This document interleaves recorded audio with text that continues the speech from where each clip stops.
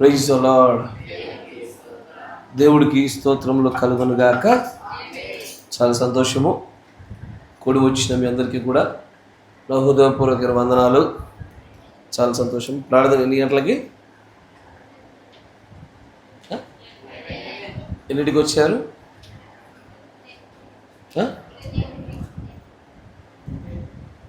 ఏ టైంకి రావాలి? 10:30 తర్వాత వచ్చిన వాళ్ళందరి పేర్లు రాసుకోండి ఒక సైడ్. లేట్ రాకూడదు, సమయానికి రావాలి, అరగంట ముందు రావాలి. చాలా మంచిది. సరే, నిన్న దినంలో మీరు విన్న వాక్యం మీకు అర్థమైందా? జోయే అంటే ఎగ్జాక్ట్లీ, జోయే అంటే దేవుడి జీవం కాకుండా ఇంకేం జీవాలు ఉంటాయి? ఎస్, జంతువుల యొక్క జీవం వేరు, మనుషుల జీవం వేరు, దేవుడి జీవం వేరు. దేవుడు ఊదినటువంటి శ్వాస, ఆయన అనుగ్రహించిన జీవము వేరే ఉన్నది. ఈ జోయలో ఒకవేళ ఇప్పటి కూడా పాలిబాక్సల్ కాకపోతే ఏమేమి సమస్యలు వస్తాయి? నరకము, తీర్పు. సరే, జోయలో నుంచి శక్తిని పొందుకుంటున్నవారు వారికి దేవుడు ఏ ఆధిక్యతలు ఇస్తున్నాడు, ఏమేమి లాభాలు ఇస్తున్నాడు? వారు ప్రేమించడం కాదు, వారే ప్రేమై ఉండడము కదా. They don't love, they become love కదా. తర్వాత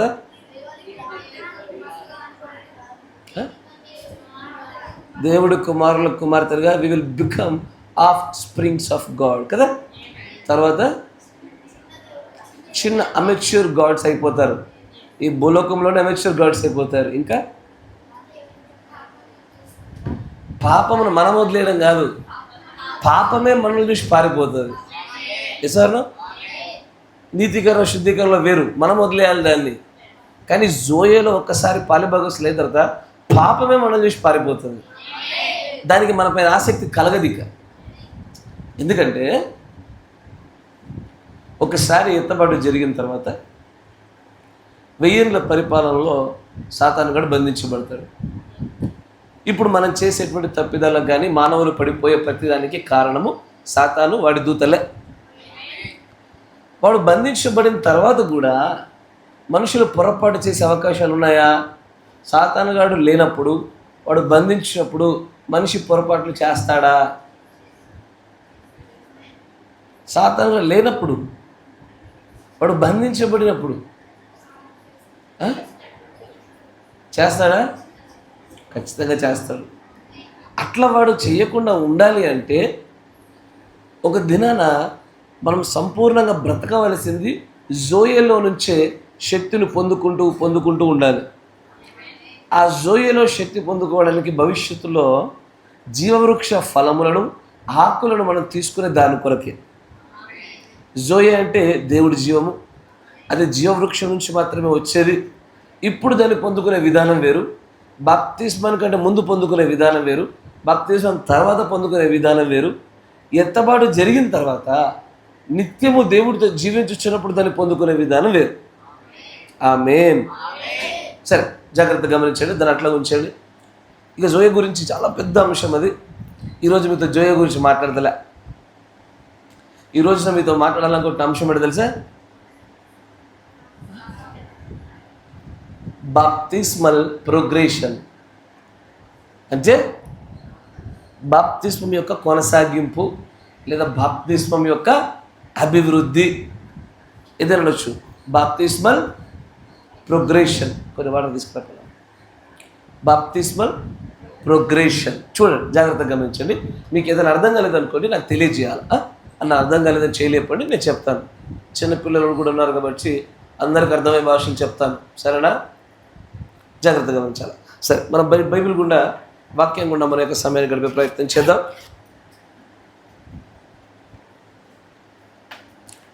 అందరూ ఆసక్తిగానే ఉన్నారా? చాలా మంచిది. పెద్ద పెద్ద వ్యక్తులు కూడా వచ్చేసారు, పెద్ద పెద్ద వాళ్ళు కూడా వచ్చి చూస్తున్నారు. సరే, మంచి విషయం. 1 కొరింథీ పత్రిక 10వ అధ్యాయము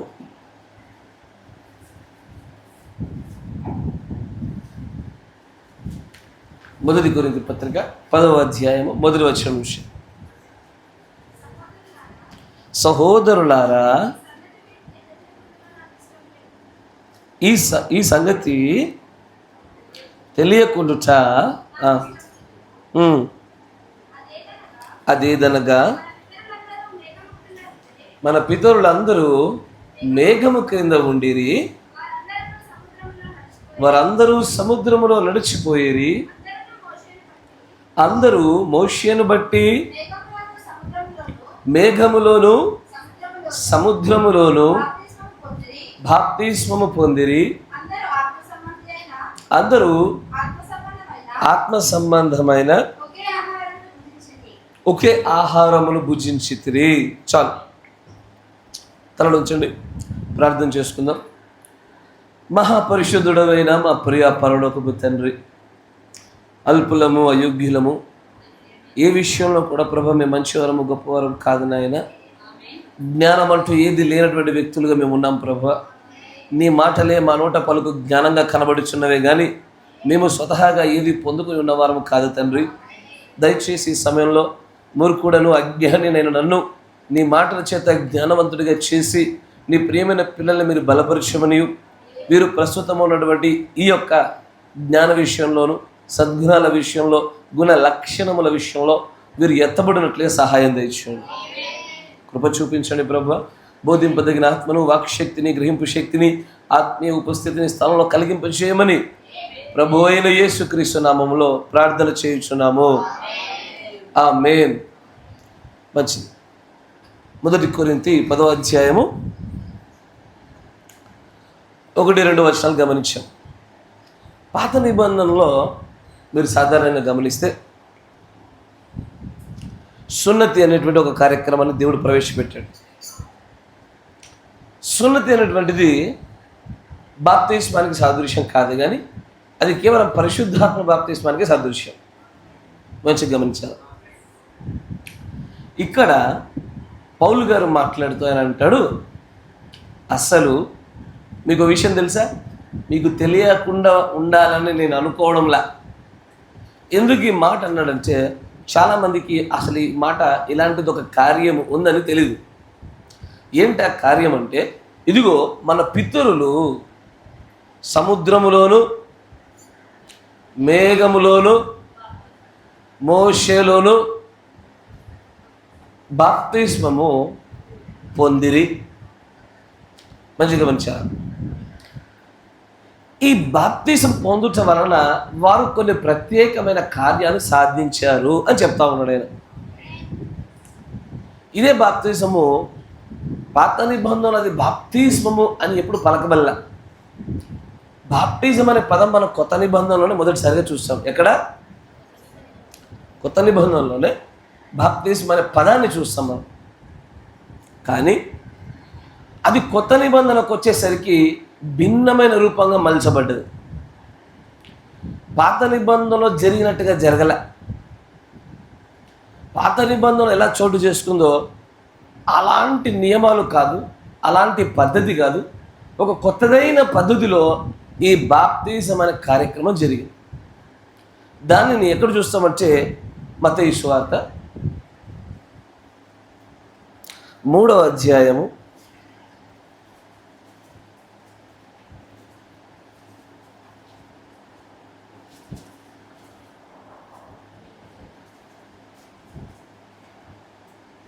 5వ వచనం చూడండి. ఆ సమయమున యెరూషలేము వారును యూదయ వారందరూ వచ్చి, ఒక్క నిమిషం గమనించండి, ఇక్కడ కూడా బాప్తిసం అనే ఒక కార్యక్రమం జరుగుతుంది.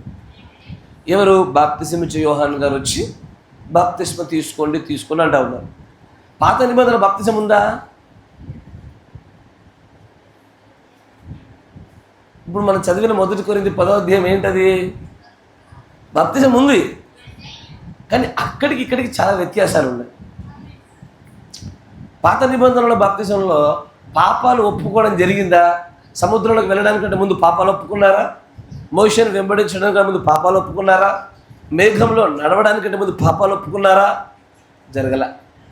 కానీ ఆ రక్షణ కార్యక్రమము, ఆ బాప్తిస కార్యక్రమము పాత నిబంధన నుంచి కొత్త నిబంధనలకు రాగానే అడిషనల్గా కొన్ని యాడ్ అయ్యాయి. బాప్తిజం ప్రోగ్రెస్ అయింది. ప్రోగ్రెస్ అయిపోయి ఇప్పుడు కొత్తగా పాపాలు ఒప్పుకోవడం మొదలు పెట్టాల్సి వచ్చింది. మీరు వింటున్నారా? ఇప్పుడు పాత నిబంధన బాప్తిజం ఉందని దేవుని యొక్క పౌలు గారు చెప్పారా లేదా? ఆయన ఏమంటున్నాడు? వారు మోషేలోను, మేఘంలోను, సముద్రంలోను బాప్తిజం పొందిరి. ఎవరైనా పాపాలు ఒప్పుకున్నారా? ఎవరైనా క్షమాపణలు అడిగారా? ఎవరైనా వాళ్ళ యొక్క పాపపూరిపోయిన స్వభావాల గురించి బాధపడ్డారా? లేదే. వారు చేసిందల్లా కూడా దేవుడు వెంబడించమన్న వారు వెంబడించుకుని వెళ్ళిపోయారు. అది వారికి సరిపోయింది.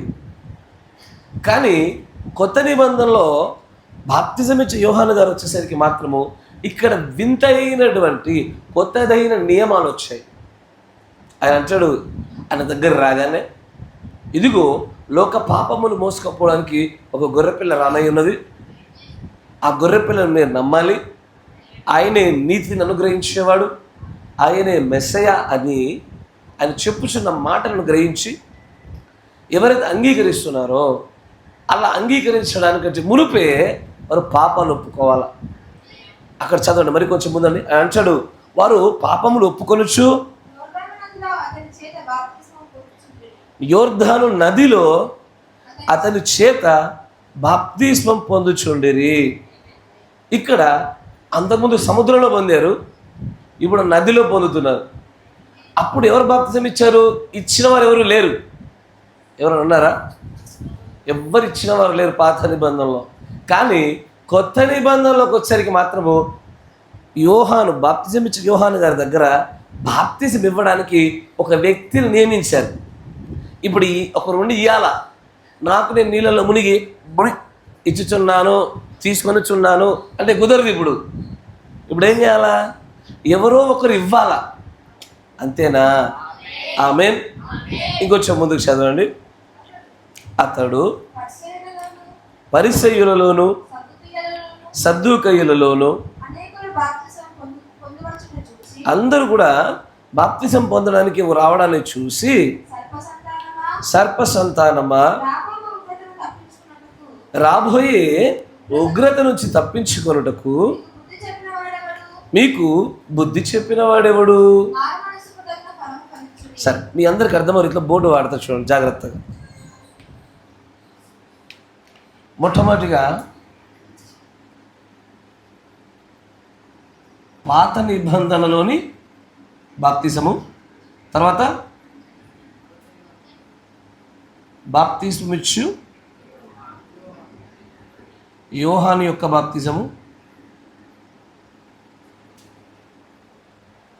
మంచిగా వింటున్నారా? తర్వాత యేసు ప్రభు వారి బాప్తిజము,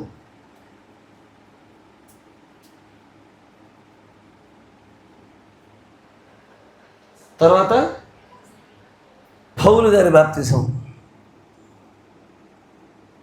పౌలు లేదా అపోస్తలులు.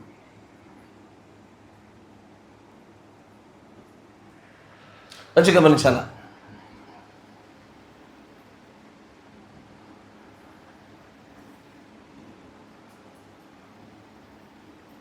మన అంశం పేరేం పేరు? బాప్తిస్మల్ ప్రోగ్రెషన్. వెరీ గుడ్, జాగ్రత్తగా వింటున్నారు, మంచిగా విన్నారు. బాప్తిస్మల్ ప్రోగ్రెషన్. ఇప్పుడు పాత నిబంధనలు చూసినప్పటికీ కొత్త నిబంధన బాప్తిజం ఇచ్చే యోహాను దగ్గర రాగానే అన్నీ మారిపోయాయి, ప్రతిదీ మారిపోయింది. ఇప్పుడు నేను మీకు కొన్ని భాగాలుగా చూపిస్తాను. పాత నిబంధనలో బాప్తిజం తీసుకోవాలంటే ఏమేం చేయాల్సి ఉండేది? సరే, మీకు పాత నిబంధన కొత్తగా ఉంది. బాప్తిజం ఇచ్చే యోహాను గారి దగ్గర రాగానే అసలు బాప్తిజము దేనికోసం తీసుకుంటున్నారు? మంచిగా చెప్పాలి. ఇవన్నీ కూడా రాబోయే గుర్తు తప్పించుకోవడానికి. కానీ ఒక్కొక్క దానికి ఒక్కొక్క తేడా ఉంది. ఇప్పుడు బాప్తిజం ఇచ్చే యోహాను గారి దానికి, యేసు ప్రభు దానికి పౌలు గారి దానికి ఏం తేడా ఉంది? 3 ఒకటేనా? ఏంటి చెప్పాలా? ఎస్, యోహాను గారు నీటిలో మాత్రమే ఇస్తాడు. యేసు ప్రభు పరిశుద్ధాత్మలోను అగ్నిలో ఇస్తాడు. కరెక్టేనా? ఒక తేడా. ఇంకా చెప్పాలి.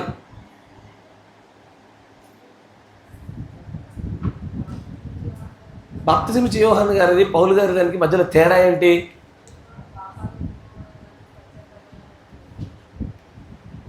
ఉంది, ఉంటుంది. బాప్తిసం ఇచ్చే యోహాను గారు ఇప్పుడు ఈ రోజున బాప్తిసం ఇచ్చే యోహాను గారు ఇచ్చినట్టుగా బాప్తిసం తీసుకుంటే చెల్లుద్దా? చెల్లదు.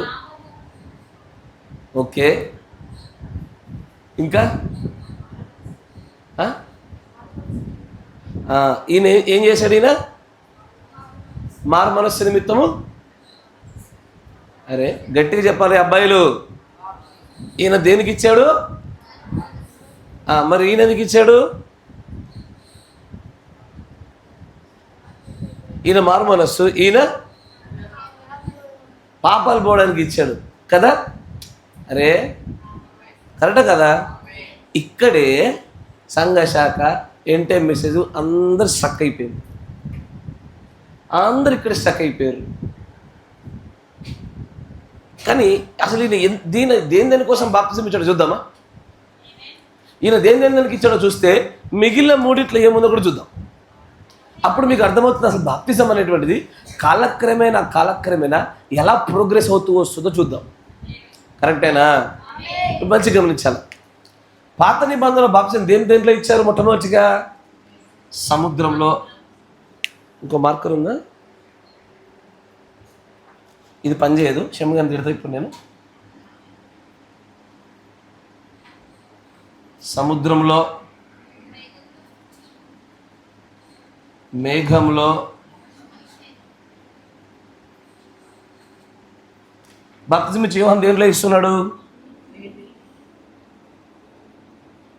నీటిలో. యేసు ప్రభు దేంట్లో ఇస్తున్నాడు? God bless you. రక్తము,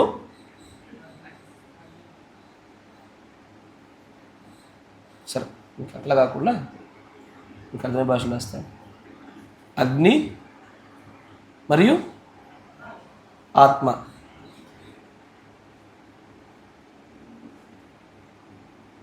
అగ్ని. అపోస్తలులు దాన్ని కొనసాగించారు. మంచిగా వినాలి. వీళ్ళు దాంట్లో ఇవ్వరు, దాంట్లో ఇవ్వబడుటకే కావాల్సిన కొనసాగింపు చేస్తారు. ఇక్కడైతే 3 కలిపి ఉంటాయి. నిజం చెప్పాలంటే నీరు కూడా. బహుశా ఇది వాడకపోవడం మంచిదిరా. ఇది వారు ఇచ్చిన విధానాలు. కరెక్టేనా? అసలు దేనికోసం ఇచ్చారు అని చూద్దామా? అసలు ఎందుకంటే చాలామంది ఏమంటారంటే బాప్తిసం ఇచ్చే యోహాను గారు మారు మనస్సు కోసమే ఇచ్చారు కానీ పాపాలు కడగబడడానికి ఇవ్వలేదు అనే ఆలోచనలో ఉంటారు. కరెక్టేనా? అయితే ఒకసారి లేఖనాలు చూద్దాం. అసలు నిజంగానే ఆయన దేనికోసం ఇచ్చాడో చూద్దాం. మార్కు సువార్త 1వ అధ్యాయము 4వ వచనం చూడండి. మైక్లో చదవాలమ్మా, 1000 సార్లు చెప్తా ఉంటా. చదవమ్మా. బాప్తిసమిచ్చే యోహాను ఉండి దేనికోసము? పాపక్షమాపణ నిమిత్తము, మారు మనస్సు విషయమై. దేనికోసము?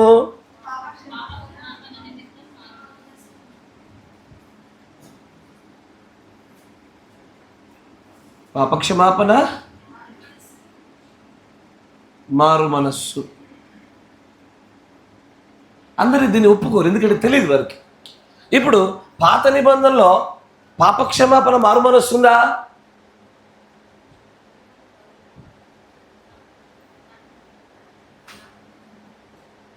పాత నిబంధనలో ఈ సముద్రంలో, మేఘంలో, మోషేలో బాప్తిసం తీసుకోవడానికంటే ముందు ఏముంటే వాళ్ళు తీసుకోగలిగేవారు?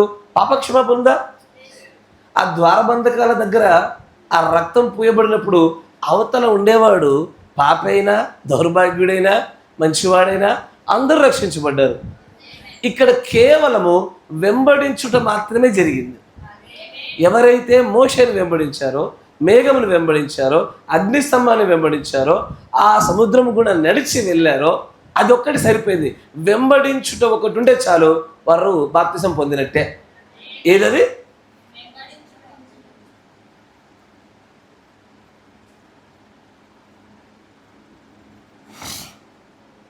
ఇప్పుడు పాపక్షమాపణ మరి మారు మనస్సు కదా, ఒకటే చోట చూసాం. మరొక చోట కూడా ఇదే మాట చూపిస్తాను చూడండి. లూకా సువార్త 3వ అధ్యాయం 3వ వచనము.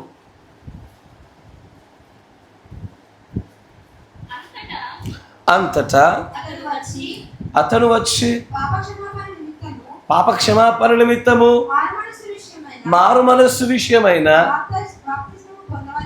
బాప్తిస్మం పొందాలని. అంటే ఈయన ఏం చేశాడు? బాప్తిసం ఇచ్చే యోహాను పాపక్షమాపణ కోసమును మారు మనస్సు కోసము, ఈ రెండింటి కోసమే చెప్పాడు ఆయన. కానీ ఈయన ఇస్తున్న దానికి లేదా అపోస్తులు ఇచ్చిన దానికి వ్యత్యాసం ఏంటి? ఎందుకంటే ఈ అపోస్తులు ఇచ్చినటువంటి దాన్ని మనం అపోస్తుల కార్యం 19వ అధ్యాయంలో చూస్తాము. మరొకసారి తిప్పండి అక్కడ. అపోస్తుల కార్యం 19వ అధ్యాయం.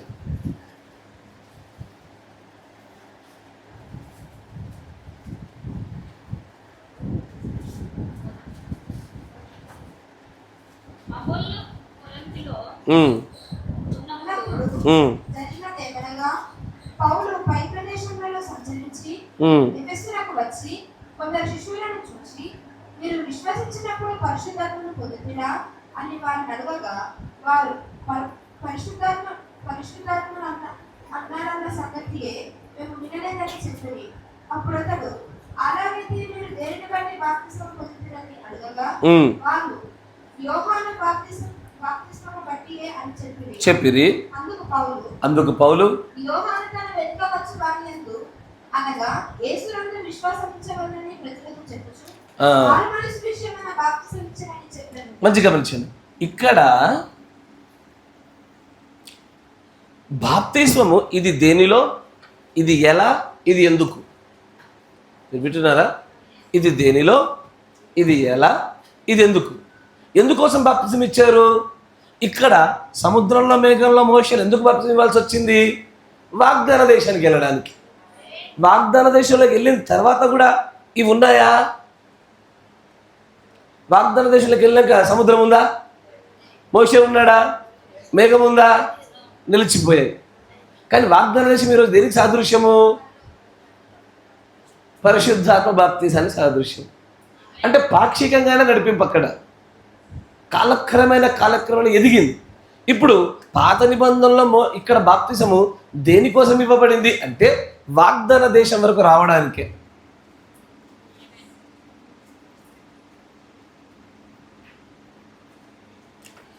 మరి బాప్తిసం ఇచ్చే యోహాను గారు దేనికోసం బాప్తిసం ఇచ్చారు? ఇప్పుడే చదివారు.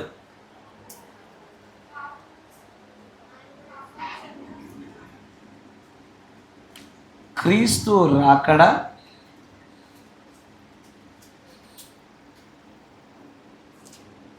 పరిచర్య. క్రీస్తు రావడాన్ని గుర్తించడం కోసమే ఆయన బాప్తిసం ఇచ్చాడు. ఆయన బాప్తిసం ఎప్పటి వరకు చెల్లుతుందంటే, యేసుక్రీస్తు వారు వచ్చారు, ఆయనే మెస్సయ, ఈయన లోక పాపములు మోసుకొని పోయే గొర్రెపిల్ల, ఈయనే వాగ్దానం చేయబడిన ప్రవచన నెరవేర్పు అని గుర్తుపట్టేంత మట్టుకు మాత్రమే ఈ బాప్తిసం చెల్లుద్ది. ఒకసారి వాగ్దాన దేశమైన ఐగుప్తుని చేరగానే ఈ బాప్తిసం చెల్లుబాటు అయి తర్వాత కొట్టివేయబడుతుంది. ఒకసారి యేసు ప్రభువును గుర్తుపట్టగానే ఏమవుతుంది?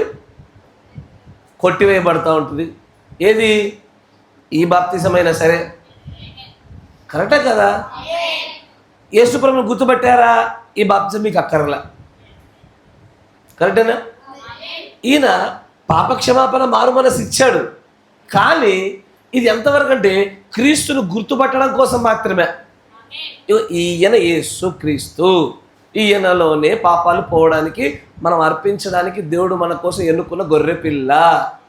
ఇంత మట్టు గ్రహించేంత వరకే ఈ బాప్తిసం ఇచ్చే యోహాను గారి యొక్క బాప్తిసం చెల్లుబాటు అయింది. కానీ ఈయన ఇచ్చిన దాంట్లో ఏది లోపించింది అంటే ఇక్కడ నామము లేదు.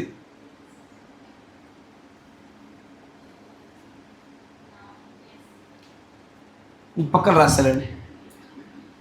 దీంట్లో నామము లేదు, దీంట్లో రక్తము లేదు. వింటున్నారా? దీంట్లో ఆత్మ లేదు, దీంట్లో అగ్ని లేదు. వింటున్నారా? దీంట్లో నామము లేదు, రక్తము లేదు, ఆత్మ లేదు, అగ్ని లేదు. మరి పాత నిబంధనలు ఏమేమి లేదు? అక్కడేమున్నది? అక్కడ జంతువుల యొక్క రక్తం ఉన్నది. మీరు వింటున్నారా? పస్కా బలి ఉన్నది, జంతువు యొక్క రక్తం ఉన్నది. కానీ ఆ జంతువు యొక్క రక్తము సదాకాలం వరకు ఎల్లవేళలా సరిపోయేది కాదది. కరెక్టేనా? ఇక్కడ ఏమేమున్నది?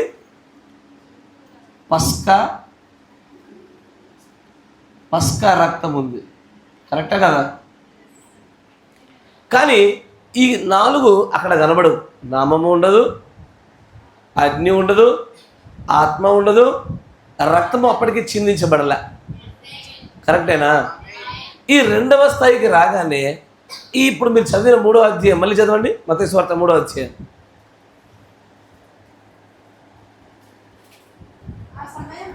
ఆ సమయమున అందరూ వచ్చి ఒప్పుకొనుచు పొందిరి.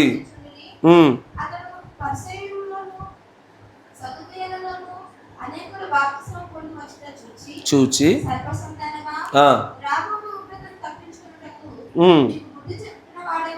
ఎవడు ఫలించుడి.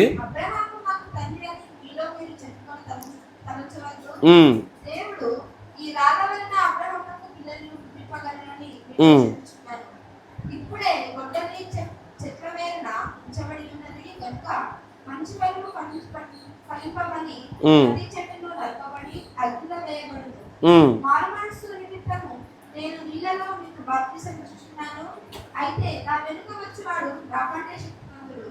ఆయన చెప్పులు మోయుటకైనా నేను పాత్రను కాను. ఆయన పరిశుద్ధాత్మలోను అగ్నిలోను మీకు బాప్తిసం ఇచ్చును. ఆయన చేతిలో ఉన్నది. ఆయన తన కళ్ళమును బాగుగా శుభ్రం చేసి. ఇప్పుడు గమనించండి ఒక మాట. ఇప్పుడు ఒక మనిషి ఉన్నాడు, బాప్తిసం ఇచ్చే యోహాను గారి దగ్గర బాప్తిసం తీసుకున్నాడు. తీసుకున్న తర్వాత ఇంకా క్రీస్తు పరిచయం కాలే. దేవుడు యేసుప్రభు వారు బాప్తిసం తీసుకోవడానికి ముందే బాప్తిసం ఇచ్చే యోహాను గారి దగ్గర బాప్తిసం తీసుకున్నాడు. తీసుకున్న తెల్లారే చనిపోయాడు ఆయన. బాప్తిసం ఇచ్చే యోహాను చాలా దినాలు బాప్తిసాలు ఇచ్చాడు ఆయన. ఈరోజు ఇచ్చాడు. ఈరోజు ఒక వ్యక్తి సాయంకాల వేళలో బాప్తిసం పొందాడు. క్రీస్తు వారు వచ్చి బాప్తిసం పొందుకోవడానికంటే మునిపే ఈ వ్యక్తి మరణించాడు. ఇప్పుడు ఈ వ్యక్తికి ఇంతకీ పరలోకం ఉంటుందా ఉండదా? మరి యేసు ప్రభు ఇచ్చిన బాప్తిసం పొందలే, ఉంటుందా? ఉంటుందా? సరే, అదే వ్యక్తికి యేసు ప్రభు వారు ఇచ్చిన బాప్తిసం అంటే తెలుసు, యేసు ప్రభు వారు బాప్తిసం తీసుకున్నారని తెలుసు, ఎందుకోసం ఇచ్చారో తెలుసు. తీసుకోలే, చనిపోయాడు. ఇప్పుడు ఉంటుందా? ఉండదా? ఎందుకు ఉండదు?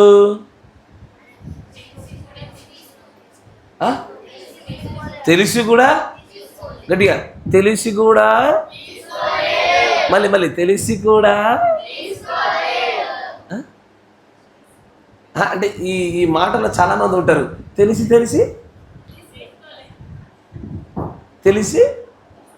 ధర చెప్పు ధర తెలిసి. ఇప్పుడు తెలిసి తీసుకొని వారు టపాని పోతే ఏమవుతారు? చెప్పాలా? మీ మధురమైన స్వరాలతో చెప్పాలా? ఎక్కడికి వెళ్తావరా? తెలిసి తీసుకోకుండా ఉండుట మంచిది కాదు, అవునా కదా? అయితే గమనించారు, ఇక్కడ యేసు ప్రభు వారేమో ఈ బాప్తిసం ఇచ్చే యోహాను అట్లా పక్కన పెట్టాడు. ఇప్పుడు బాప్తిసం ఇచ్చే యోహాను గారు ఇచ్చిన బాప్తిజాలు ఇవి చూశాం, పాత నిబంధన బాప్తిజాలు అవి చూసాము. యేసు ప్రభువు ఇచ్చిన బాప్తిజాలు ఏమేమైనా చూద్దామా? గమనించండి. యోహాను సువార్త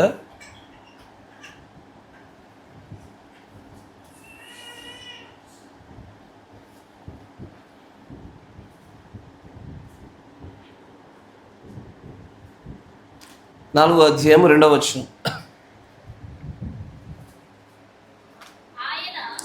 ఆయన యూదయ దేశము నుండి వచ్చి గలిలయ దేశమునకు తిరిగి వెళ్ళెను. అయినను యేసు బాప్తిసం ఇయ్యలేదు కానీ ఆయన శిష్యులు ఇచ్చుచుండిరి. గమనించండి, యేసు ప్రభు ఎంతమంది బాప్తిసాలు ఇచ్చాడు? యేసు ప్రభు ఎవరికి ఇవ్వాల? ఇక్కడ గమనించండి, ఈ శిష్యులు కూడా ఇచ్చిన బాప్తిజంలో యేసు ప్రభు వారు శిలువ మరణం పొందడానికంటే ముందు ఇచ్చిన బాప్తిజాలు వేరు, శిలువ మరణం తర్వాత ఇచ్చిన బాప్తిజాలు వేరు. మీరు వింటున్నారా? యేసు సరే ఒక మాట చూపిస్తాను మీకు, చూడండి.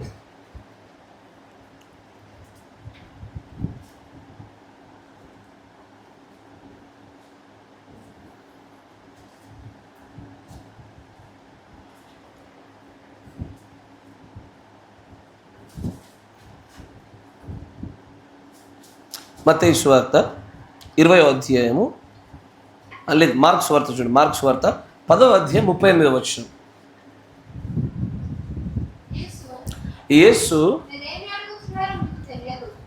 యేసు ప్రభు దగ్గరకు వచ్చి ఒక ఆమె ఒక మాట అడిగింది. ఏమడిగిందంటే, అయ్యా నాకు 2 పిల్లలు ఉన్నారు, నువ్వు పరలోక రాజ్యానికి వెళ్ళినప్పుడు నా 2 పిల్లల్ని ఒక్కొని కుడి పక్కన పెట్టుకో, ఇంకొన్ని ఎడం పక్కన పెట్టుకో అయ్యా అని అడిగింది. అడిగిన వెంటనే నేను అంటాడు,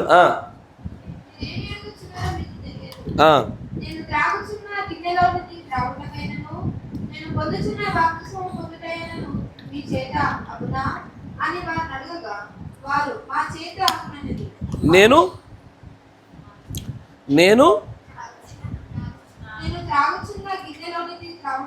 త్రాగుటకైనను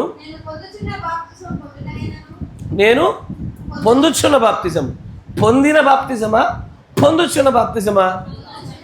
ఆయన ఇదివరకే బాప్తిజం ఇచ్చి యోహాను కదా బాప్తిజం పొందేసాడు కదా, అయినా సరే అని అంటాడు, ఇదిగో నేను పొందుచున్న బాప్తిజం కూర్చున్నది, అది మీతో అవుద్దా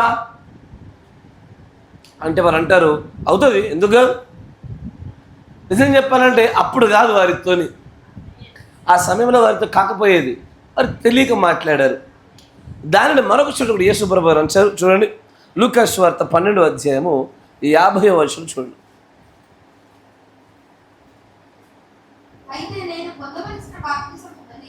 నేను అదేంటది? ఇంతకుముందేమో పొందేసి ఉన్న బాప్తిజం చూసాము, యోహాను గారి దగ్గర పొందేసి ఉన్న చూసాము. ఇంతకుముందు మార్క్స్ వార్తలో పొందుచున్నా అన్నాడు, మరొక చోటేమో పొందవలసిన అన్నాడు. నా మాట వింటున్నారా? ఇప్పుడు చూడండి, జాగ్రత్తగా గమనించాలి. పొందేసిన బాప్తిజము, పొందుచున్న బాప్తిజము, పొందవలసిన బాప్తిజము. పొందేసిన బాప్తిజం ఏంటంటే యోహాను గారి దగ్గర తీసుకున్నది. పొందుచున్న బాప్తిజం ఏంటంటే ముందు పెట్టబడినటువంటి పాత్రను వెంబడించుకుంటూ వెళ్ళడం.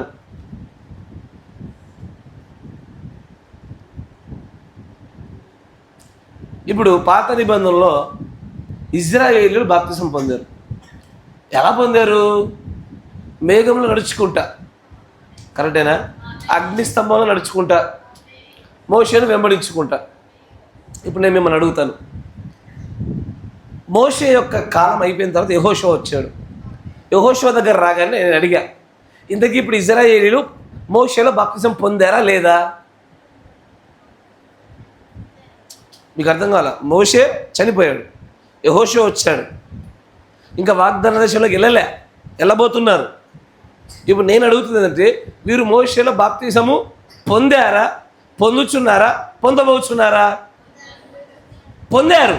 అయిపోయింది. కరెక్టేనా? కొంచెం వెనక్కి రండి.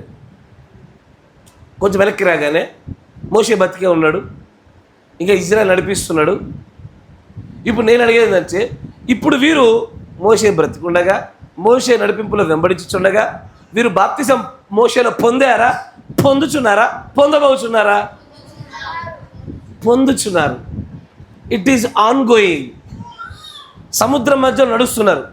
సముద్రంలోనికి ఎంటర్ అవ్వడానికంటే మునిపే ఇక్కడే ఉండి వెనకాల ఫరో సైన్యాన్ని చూస్తున్నారు. వారు సముద్రంలో బాప్తిసము పొందారా? పొందుచున్నారా? పొందబోచున్నారా? నీకు అర్థమైపోయింది. వర్తమానం అంత వెళ్ళిపోం పడికి. మీకు అర్థమవుతుందా? మంచిగా వినాలి. ఏం లేదు, ఇది ఇది ఇది ఇది కలిపి మనం తీసుకోవాలి. ఇన్నిట్లో ఏముంటుందో ఇవన్నీ కలగలిపిన ఫైనల్ ఏదైతే దేవుడు బాప్తిసాన్ని మెల్లమెల్లగా ప్రోగ్రెస్ చేయించుకుంటూ తీసుకొచ్చారో ఆ ఫైనలైజ్డ్ ద ఎండ్ టార్గెట్ని, చివరి ఉన్నతమైన ఉత్తమమైనటువంటి ఆ బాప్తిస్మ కార్యక్రమాన్ని చేయాలి. అంటే మంచిగా చూడండి, ఇప్పుడు ఇక్కడ మనము వధువు దేనిలో తీసుకోవాలా? వధువు నీళ్ళలో తీసుకోవాలా? అగ్నిలో తీసుకోవాలా? ఆత్మలో తీసుకోవాలా? ఈ గడియ వర్తమానికులో తీసుకోవాలా? మేఘంలో తీసుకోవాలా? తీసుకోవాలా వద్దా? సముద్రంలో తీసుకోవాలా?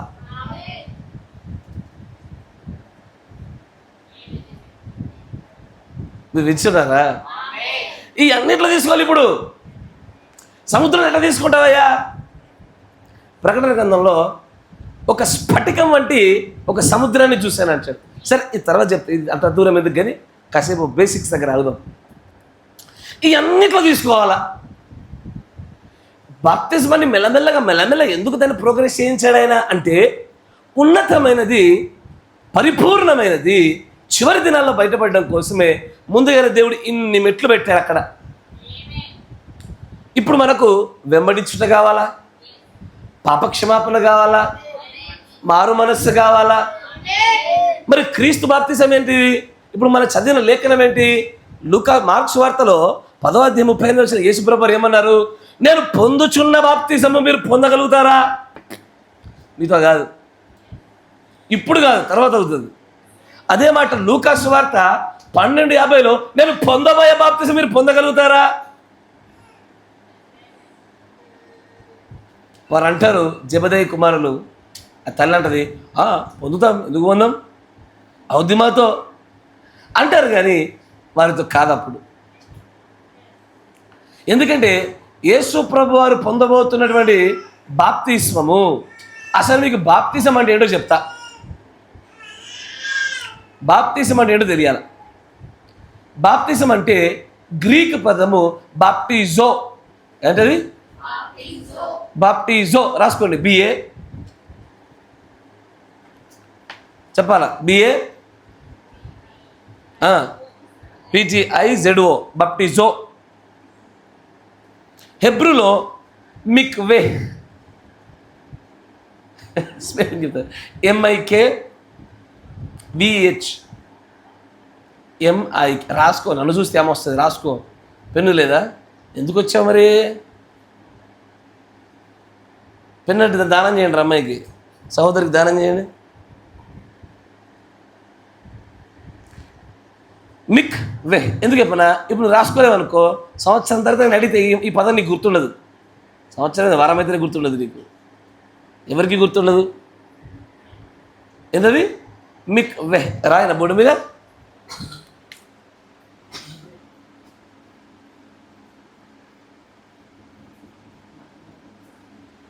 ఇది హెబ్రూలో. గ్రీక్లో ఈ రెండింటి అర్థం ఏంటంటే ఇమ్మర్షన్, ముంచుట, నీళ్ళ గుండా వెళ్ళుట.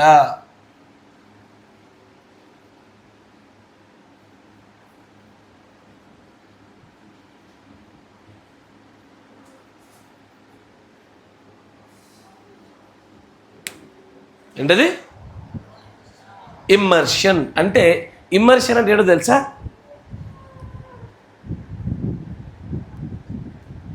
ఇది ఇమ్మర్షన్ కాదు. దీన్ని ఏమంటారు? తెలుసా? చిలకరింపు బాప్తిసం మీద 2 గంటల వర్తమానం చెప్తాను నేను. అంత పెద్ద టాపిక్ అది. బైబిల్లో లేదే కొంతమంది చిలకరింపు బాప్తిసం తీసుకుంటారా? బైబిల్లో ఉందా? బైబిల్లో చిలకరింపు బాప్తిసం ఉందా లేదా? లేదా? పాత నిబంధనలో ప్రధాన యాజకుడు వచ్చి రక్తాన్ని చిల్లాడా లేదా? కొత్త నిబంధన లేదు బ్రదర్ అంటారు కదా. కొత్త నిబంధన కూడా ఉంది. అరే సరే చూపిస్తా చూడండి.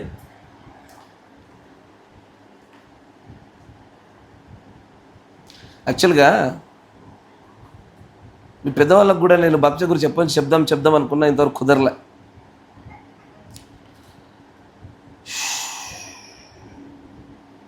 హెబ్రీ పత్రిక 12:24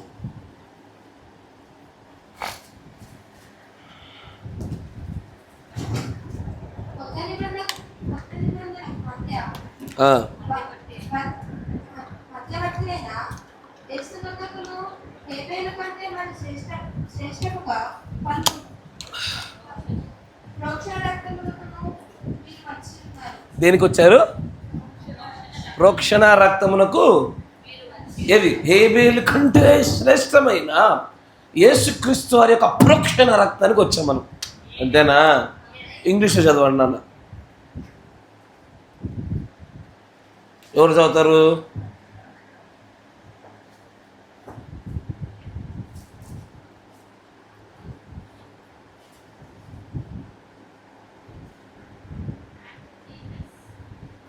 And to Jesus, the mediator of the new covenant, and to the blood of sprinkling. The blood of sprinkling. Sprinkling అంటే క్రీస్తు చిలకంపు రక్తంలోకి మీరు వచ్చారు. మీరు వింటున్నారా? ఏ దుర్బోధ కూడా వాక్యం లేకుండా ప్రారంభం అవ్వదు. వాక్యంలోంచే ప్రారంభం అవుతుంది, కానీ ప్రత్యక్షత లేకుండా దొరుకుతుంది. దాని గురించి సరైనటువంటి అవగాహన లేక, ప్రత్యక్షత దొరకక, ఏదో కార్నల్ మైండ్ చేత 1 లేదా 2 లేఖనాలను మాత్రమే దృష్టిలో పెట్టుకొని సంపూర్ణమైన సమాచారాన్ని వదిలేసి అట్లా తీసుకోవడం మొదలు పెడతారు వాళ్ళు. కానీ నిజమైన బాప్తిజం అనేటువంటి పదానికి అర్థం ఏంటి? ఇమ్మర్షన్, ముంచుట, మునుగుట, గుండా వెళ్ళుట అని అర్థం. అవునా కదా? ఇప్పుడు ఈ అర్థాలతో వీరు పాత నిబంధన బాప్తిజం పొందారు అంటే వారు సముద్రములో వెంబడించుకుంటూ వెళ్ళారు. సముద్రము గుండా వెళ్ళారు, మేఘము గుండా వెళ్ళారు, మోషేని వెంబడించారు. కరెక్టేనా? ఇప్పుడు బాప్తిజం ఇచ్చే యోహాను దగ్గర నీళ్ళల్లో ముంచబడ్డారు. కరెక్టేనా? సరే ఒక ప్రశ్న అడుగుతా. ఈ రోజున ఒక వ్యక్తి ప్రవక్తను అంగీకరించకుండా, మంచి వినాలి, ఈ కాల గడియ వర్తమానికుని అంగీకరించకుండా కేవలము ప్రభు అయిన యేసుక్రీస్తు నామములో బాప్తిసం తీసుకుంటే వాడు పరలోక రాజ్యంలో వధువుగా వస్తాడా రాడా? ప్రభు అయిన యేసుక్రీస్తు నామములో బాప్తిజం, ఇమ్మర్షన్, ముంపుడు బాప్తిజము NTMSS పాస్టర్ ద్వారానే తీసుకున్నాడు. ప్రవక్త గురించి తెలియకుండా, ప్రవక్తను వెంబడించకుండా తీసుకుంటే వాడు పరలోక రాజ్యానికి వెళ్తాడా? ఎట్టి పరిస్థితి వెళ్ళాడు. ఎందుకంటే ఇప్పుడు ఆ రోజున మోషేను వెంబడించినట్టుగా, ఆ తర్వాత క్రీస్తుని వెంబడించినట్టుగా, ఈ కాల గడియ వర్తమానంలో 3వ నిర్గమ ప్రవక్తను కూడా ఆయనను వెంబడించి, ఆ వెంబడించుట వలన ఆయనలో వెంబడించుటైన బాప్తిజాన్ని పొందాలా? మీరు వింటున్నారా? వీటన్నిటి కలిపి అందుకే ఇప్పుడు బాప్తిజం తీసుకుంటే ఏమడుగుతారో తెలుసా? ఈ గడియ వర్తమానికి నమ్ముతున్నావా? మేఘము నమ్ముతున్నావా? ఈ యొక్క కాల గడియ వర్తమానం గుండానే పరలోక రాజ్యానికి చేరగలుగుతాను నమ్ముతున్నావా? కరెక్టా? ఆమేన్. అయితే ఇక్కడ బాప్తిజం ఇచ్చే యోహాను గారి సమయంలో ఈ నీళ్ళల్లో బాప్తిజం ఇవ్వడం అనేటువంటి దాని ద్వారానే పాపాలు క్షమించబడతాయని, మారు మనసు కలుగుతుందని నమ్మారు. By water. బట్ ఎప్పుడైతే క్రీస్తు వచ్చారో not by water, it is by blood, రక్తము. ఏంటది? రక్తము. అందుకే అపోస్తుల కార్యం 19లోకి రాగానే నువ్వు 19లోకి రాగానే ఎఫెసస్ అనే ప్రాంతంలో కొంతమంది బాప్తిసం పొందుకున్న శిష్యులు కనబడగానే వారు దేవుడి యొక్క సేవకుడైన పౌలు గారు మాట్లాడుతారు, మీరు విశ్వసించినప్పుడు మీకు పరిశుద్ధాత్మను పొందితిరా?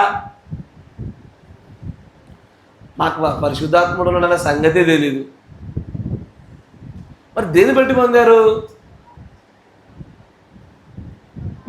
యోహాను బాప్తిసాన్ని బట్టే. అయ్యో, యోహాను బాప్తిసం నీళ్ళల్లో పాపాలు కడగబడితేనే ఇచ్చాడే, క్రీస్తు రాబోతున్నాడని ఇచ్చాడే, అది చెల్లెదరా నాయన అని మరొకసారి ప్రభువైన యేసుక్రీస్తు నామములో ఇచ్చాడు. ఈ రోజున కూడా పెంతెకోస్తు వాళ్ళ యొక్క బోధనలో కానీ, వన్నెస్ పెంతెకోస్తులు మరీ ప్రాముఖ్యముగా వీళ్ళ బోధనలో ఏముంటుందంటే ఈ నీళ్ళల్లో పాపాలు కడగబడతాయని నమ్ముతున్నారని ప్రవర్తించాడు. వారు ప్రభువైన యేసుక్రీస్తు నామములో ఇస్తారు. వాళ్ళు ఇచ్చే దేంట్లో తండ్రి కుమార పరిశుద్ధత, ఇంకా అక్కడ దాకా మనం పోలేదు, కానీ దాంట్లో ఇవ్వకుండా ప్రభువైన యేసుక్రీస్తు నామములోనే ఇస్తారు. కానీ నీళ్ళల్లో పాపాలు కడగబడితే అని ఇస్తారు.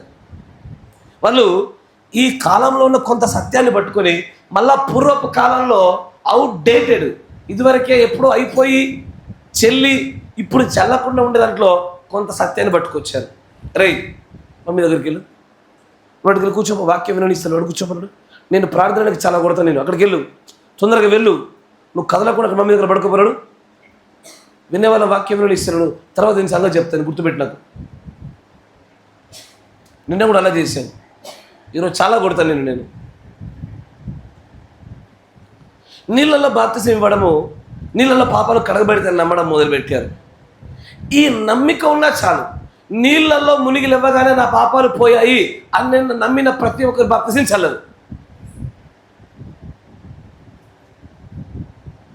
ఇప్పుడు నమ్మాల్సింది ఏంటంటే రక్తంలో పోతాయి, నీళ్ళల్లో మునుగడం అనేటువంటిది ఆజ్ఞగా జరగాలి అని చేసే వాళ్ళ బాప్తిజమాలు తేలుతాయి. ఇప్పుడు మన పాపాలు కడిగేది ఎవరు? యేసు ప్రభు రావడానికంటే ముందు నీళ్లు, జంతువుల రక్తము. ఇప్పుడు యేసు ప్రభు వారి ఒక్క రక్తం మాత్రమే. ఈ నమ్మిక కొరకే నెమ్మదిగా దేవుడు అంచెలంచెలు తీసుకొచ్చాడు. స్టార్టింగ్లో మోషేను వెంబడిస్తే, సముద్రం నడిస్తే పాపాలు కడగబడ్డాయి, క్షమించబడ్డాయి. అవునా? ఇజ్రాయెల్ తప్పు చేశారు, నా మాట వినరారా అని కొట్టబోతా ఉంటే మధ్యలో మోషే అడ్డుగా వచ్చి క్షమించు ప్రభు, క్షమించు, ఈ మధ్యలో చంపేస్తే నీ నామానికి అపకీర్తి. ఇప్పుడు వాళ్ళ పాపాల క్షమాపణ కారణం ఎవరు? మోషే. బాప్తిసం ఇచ్చే యోహాను దగ్గర రాగానే కారణం ఎవరు? మారు మనస్సు, పాపక్షమాపణ నీళ్ళల్లో. కానీ యేసు ప్రభు వారు ఒక్కసారి నేను పొందుచున్న బాప్తిజము, పొందవలసిన బాప్తిజం అన్నాడు. చూసారా? ఇగో ఈ బాప్తిజం జరిగిన తర్వాత రక్తం ఒక్కటే పాపాలను కడిగేది. అందుకే నేను పొందబోవు బాప్తిజం అని అన్నాడు ఆయన. ఏందైనా పొందబోవు బాప్తిజం అంటే ఆయన శిలువ, మరణ, పునరుద్ధారము.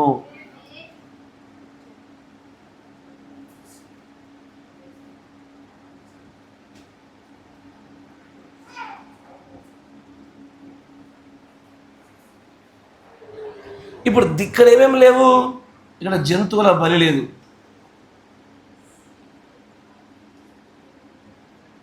యేసు ప్రభు వారికి ఈ బాప్తిజం ఇచ్చేవారు లేరు.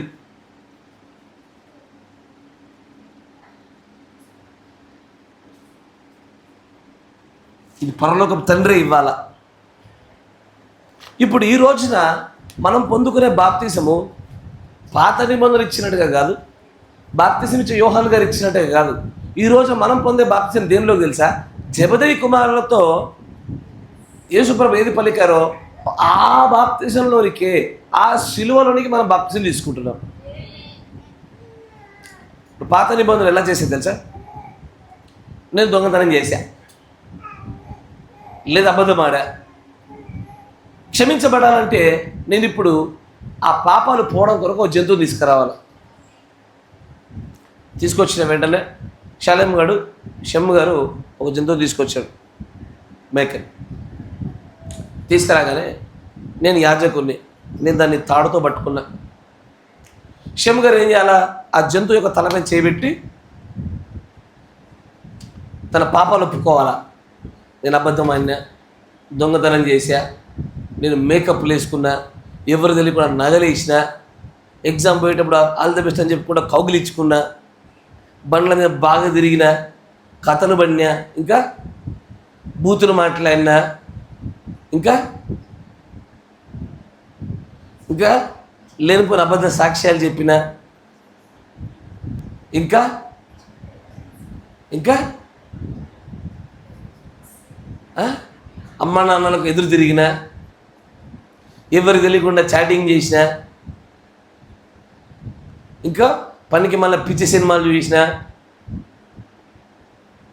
ఇంకా అరే ఇంకేముంటాయి నాన్న, పనికి రాని ముచ్చట్లు పెట్టిన, ఈ అన్ని పాపాలు ఆ జంతువు తల మీద చేయబెట్టి ఒప్పుకోవాలా. ఒప్పుకున్నప్పుడు ఏమైంది? నీ పాపాలన్నీ కూడా దేని మీద పెట్టావు? దేని మీద మోపావు? జంతువు మీద మోపావు.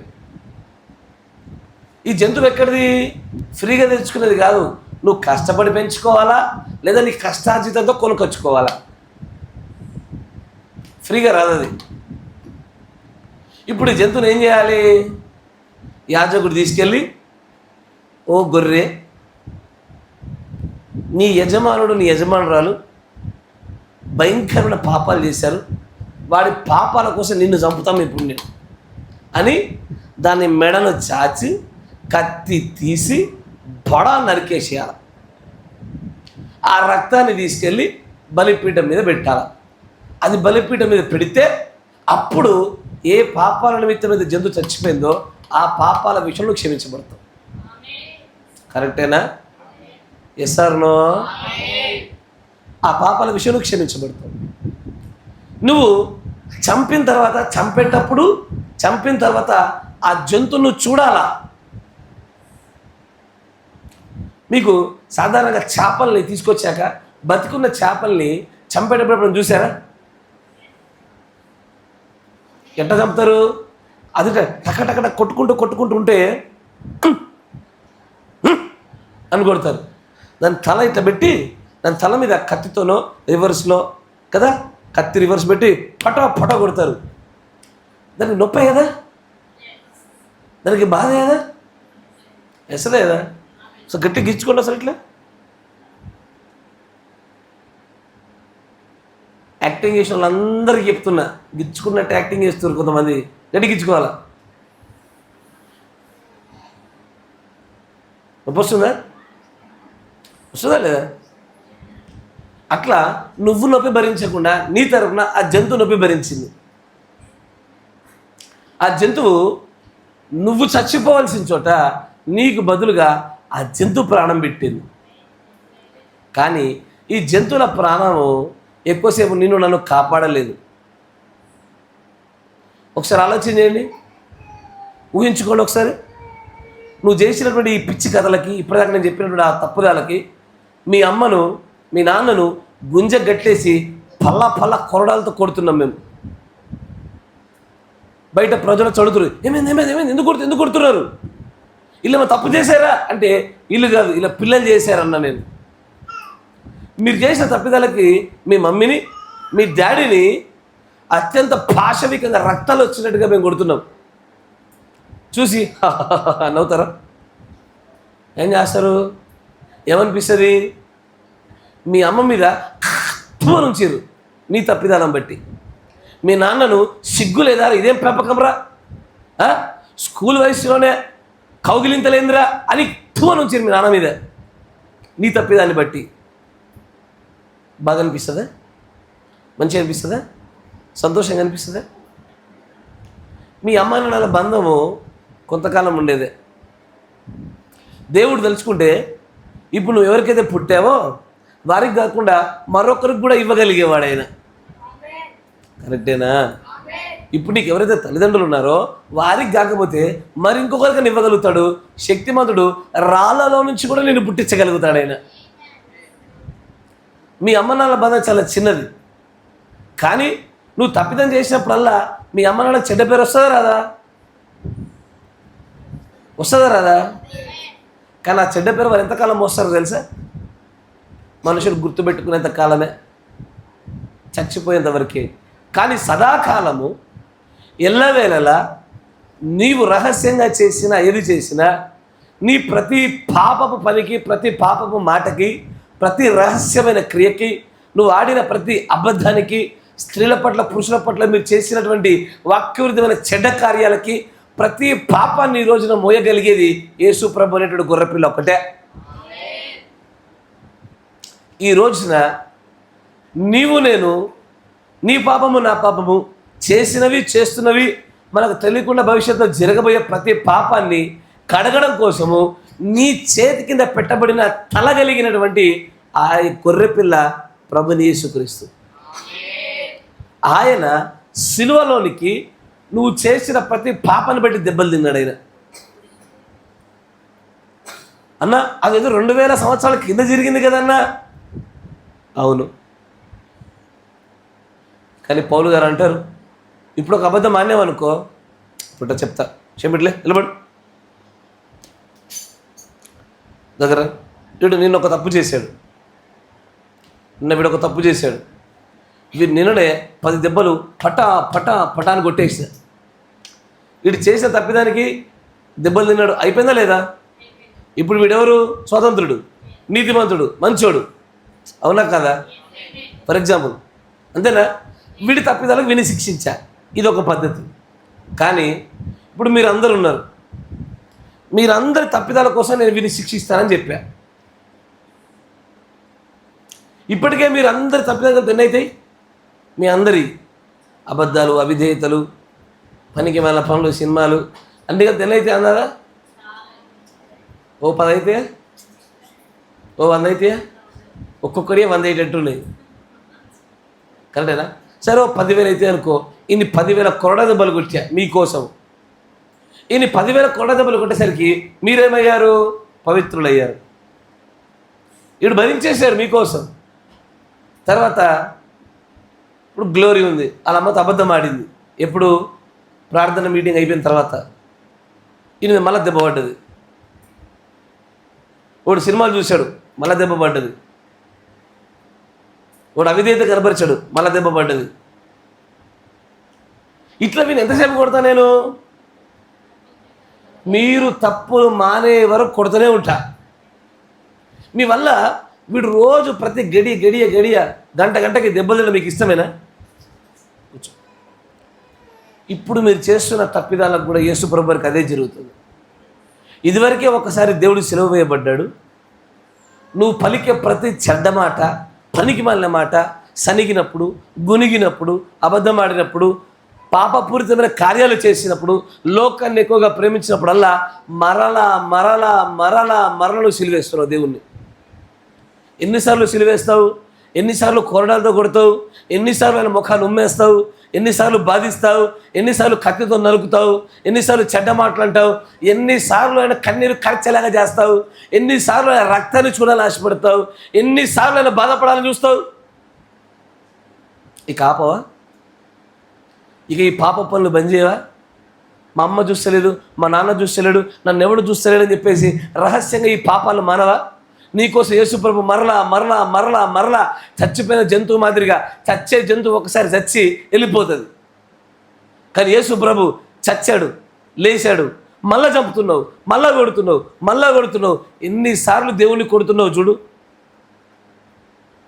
నీకోసము మీ అమ్మా నాన్న కూడా అన్నిసార్లు ఎప్పుడు అన్ని దెబ్బలు తినలే. యేసు ప్రభు వారు తిన్నన్ని దెబ్బల్లో మీ అమ్మ నాన్న నీకోసం ఎప్పుడైనా దెబ్బలు తిన్నారా? మీ అమ్మ నాన్న నీకోసం ఏమైనా రక్తం కార్చిర్రా? మీ అమ్మ నాన్న నీకోసం ఎప్పుడైనా కన్నీరు రక్తాలు కార్చేంత ప్రార్థన చేశారా? కానీ యేసు ప్రభు ప్రేమ ఎంత గొప్పదంటే, నువ్వు ఇప్పటికీ నువ్వు వాక్య విరుద్ధంగా, అవిధేయతతో, నిర్లక్ష్యంతో తిరుగుతున్న ప్రతి చోట కూడా ఆయన మళ్ళా దెబ్బలు తింటున్నాడు. ఆయన పరలోక రాజ్యంలో వాక్యం చెప్తూ ఉంటుంది, వధించబడినటువంటి ఒక గొర్రె పిల్లగా ఇప్పటికీ రక్తం కారుతూనే ఉందంట. ఇంకా రక్తం కార్చడానికి కారణం ఎవడు? నువ్వు నేను చేసిన క్రియల మూలంగా తగులుతున్న దెబ్బలే. మన కోసము సాటి మనిషి దెబ్బలు తింటేనే మనకు నచ్చదే. మన కోసం మన అమ్మనాలు తిట్టుబడి దెబ్బలు తింటే నచ్చదే. అట్లాంటిది నిన్ను నన్ను సృష్టించి కని మనల్ని కుమారులుగా కుమార్తెలుగా చేసి తన రాజ్యంలో తన కుడి పార్శ్వన పక్కన కూర్చుండబెట్టాలని ఆశపడుతున్న దేవుని ఇంతగా బాధించడానికి ఏది మనల్ని ప్రేరేపించింది? ఏది మనల్ని ఇంత బలంగా నడిపిస్తుంది? ఏది అబ్బాయిలకు అమ్మాయిలకు హగ్గిచ్చిన దానికంటే దేవుడి ప్రేమ చాలా చిన్నది అనుకున్నారా? నగల కన్నా, మేకప్ల కన్నా, వాహనాల కన్నా, చెడ్డ సినిమాల కన్నా, అబద్ధాల కన్నా, సిగరెట్ల కన్నా, స్మోకింగ్ల కన్నా, ఫోన్ కాల్స్ కన్నా, చాటింగ్ల కన్నా యేసుప్రభు ప్రేమ చిన్నది అనుకుంటున్నారా? ప్రతి దానికి అంతం కలది లోకంలో నా యేసు ప్రేమకు తప్ప. యేసు ప్రభు ప్రేమకి ఈ లోకంలో ఏ లోకంలోనే సరే అంతం లేదు. ఒకసారి ఆలోచన చేయండి. మీ తాత అమ్మల నానమ్మల ప్రేమను మీరు చూసారా? వాళ్ళు చనిపోగానే ఏం జరిగింది? ఉన్నారా? ఇప్పుడు మీ వయసు ఎంత? చాలా చిన్నది. ఇంకొక 30 ఏళ్ళు అయితే మీ అమ్మ నాన్నలు ఏమవుతారు? చాలామంది అమ్మ నాన్నలు మరణం అవుతారు. అవరా? అందరూ కొంతకాలం ఉండిపోయేటోళ్ళే. ఇప్పుడు నేనున్నట్టే మా నాన్నగారు ఒకప్పుడు ఉండేది. వాళ్ళ అమ్మ నాన్న చేత వాళ్ళు చనిపోగానే మా అమ్మ నాన్నలు వాళ్ళ వాళ్ళు బ్రతకడం మొదలుపెట్టారు. ఇప్పుడు నేనున్నాను. మా అమ్మ నాన్న పోగానే నా బ్రతుకునే మొదలు పెడతాను. మీ అమ్మ నాన్న పోగానే మీ బ్రతుకు మీరు మొదలు పెడతారు. జీవితాంతం ఉంటారా? ఇప్పుడు ఈ రోజున నాకు మా అమ్మ నాన్న డబ్బులు ఇస్తారా? నాకు బాధ వస్తుంటే మా అమ్మ నాన్న వస్తారా? నాకు కష్టం వస్తే మా అమ్మ నాన్న వస్తారా? ఇప్పుడు ఇది దగ్గర బాధ వస్తే నేను చూసుకుంటున్నా లేదా? ఎంతకాలం చూసుకుంటా? ఒక కాలం వరకే. కొంతకాలమే నేను చూసుకొని మధ్యలో వదిలేసే ఈ పనికిమాలిన మనుషులే అంత ప్రేమ కలిగి ఉంటే ఎన్నడూ వదలకుండా నువ్వు పండుకున్నప్పుడు కానీ, నీకు తెలియనప్పుడు కానీ, ప్రతి చోట నీకోసమే నిన్ను గూర్చి మాత్రమే ఆలోచించే ఆ దేవుని ఎలా బాధ పెట్టాలనిపిస్తుంది? మరలా మరలా మరలా సిలివేస్తూ ఉన్నాం మనం. 100,000 మార్లు సిలివేసాం మనం. ఆయన బాధపడడానికి నచ్చిందా? ఆయన కన్నీరు గార్చడం, రక్తం కారడం నచ్చిందా? ఆయన ఇదిగో ఏ రక్తంలో అయితే నీ కోసం నా కోసం పరిపూర్ణమైన స్వస్థతయు, రక్షణయు, విమోచనయు, విడుదల ఉన్నదో దానిలోనికే ఆయన నేను తీసుకోవలసిన బాప్తిసము అని చెప్పాడు. ఆయన ఇదిగో నేను పొందవలసిన బాప్తిసం అని అన్నది శిలువ మరణములోనికే. అంతేనా? ఇది కూడా విషయం గమనించాలి. ఇప్పుడు అమ్మ నీ పేరేం పెడతాను? మర్చిపోతున్నాను నీ పేరు. కాదు ముందున్నమ్మ ఫిబే. మంచిగా గమనించాను అందరూ. ఫిబే వాళ్ళ డాడీ ఈ మధ్యకాలం కొత్త ఇల్లు కట్టాడా లేదా? ఇప్పుడు మళ్ళీ ఫిబే కొత్త ఇల్లు కట్టుకుంటుందా? ఎందుకు? కట్టిన ఇల్లు ఉందిగా, అందులోనే ఉంటుంది. మళ్ళీ కడుతుందా? కడుతుందారా? ఖర్చు. ఎందుకు ఆ మాట చెప్పానంటే, ఒకసారి తండ్రి చేత చేయబడినది, కట్టబడినది మళ్ళీ మనం చేయాల్సిన అవసరం లే. ఇప్పుడు పీటర్ పౌల్ గారు ప్రభు యొక్క వాళ్ళ నాన్న వ్యాపారం చూడండి. వాళ్ళ నాన్న వ్యాపారం పెట్టారు, నడుస్తుంది. వీళ్ళు మళ్ళీ కొత్త వ్యాపారం పెట్టాల్సిన అవసరం ఉందా? వాళ్ళ నాన్న పెట్టిన దానిలోనే వెళ్తైపోతుంది. కరెక్టేనా? ఈ రోజున యేసు ప్రభు లాంటి బాప్తిసం నువ్వు నేను పొందాలనుకో, ఎంతమంది బాప్తిసం తీసుకోవాలనుకుంటున్నారు అని అన్నప్పుడు చేతులు ఎత్తున్నారా? చలో మిమ్మల్ని అందరినీ సిలువేసి, సిలువకు మీకు మేకులు కొట్టి, మీ కాళ్ళకు మేకులు కొట్టి, కొరడాలతో పట్ట కొట్టి, చలో నీ బాప్తిసం పో అని అంటారా? అట్లా నువ్వు నేను చేయకుండా ఉండాలనే, ఈ రోజున మీరు బాధపడకూడదనే, మీరు ఇబ్బంది పడకూడదనే మీ అమ్మ నాన్నలు చాలా రాత్రి మగళ్ళు కష్టపడి మాలాగా మా పిల్లలు బాధపడకూడదు, మాలాగా నా కూతురు నా కొడుకు ఇబ్బంది పడకూడదని వాళ్ళు ఎలా కష్టపడ్డారో యేసుప్రభు అలాగే చేశారు.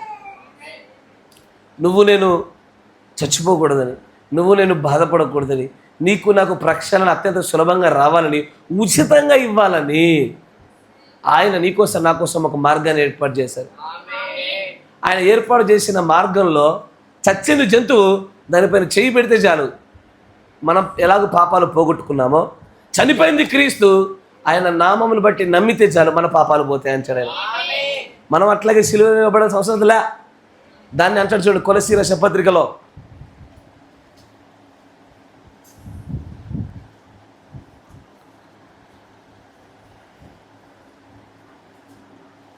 2వ అధ్యాయం 12వ వచనం.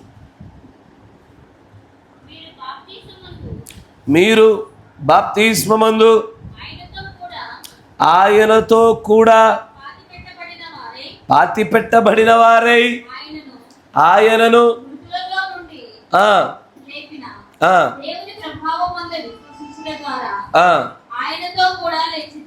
గమనించండి.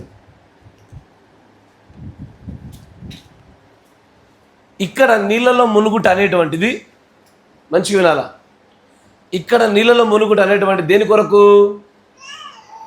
పాప క్షమాపణ కొరకు, మారు మనస్సు కొరకు. కానీ ఈ యేసు ప్రభు వారు ఇస్తున్న దాంట్లో నీళ్ళలో మునుగుడు అనేది తెలుసా? పాతి పెట్టబడుట కొరకు.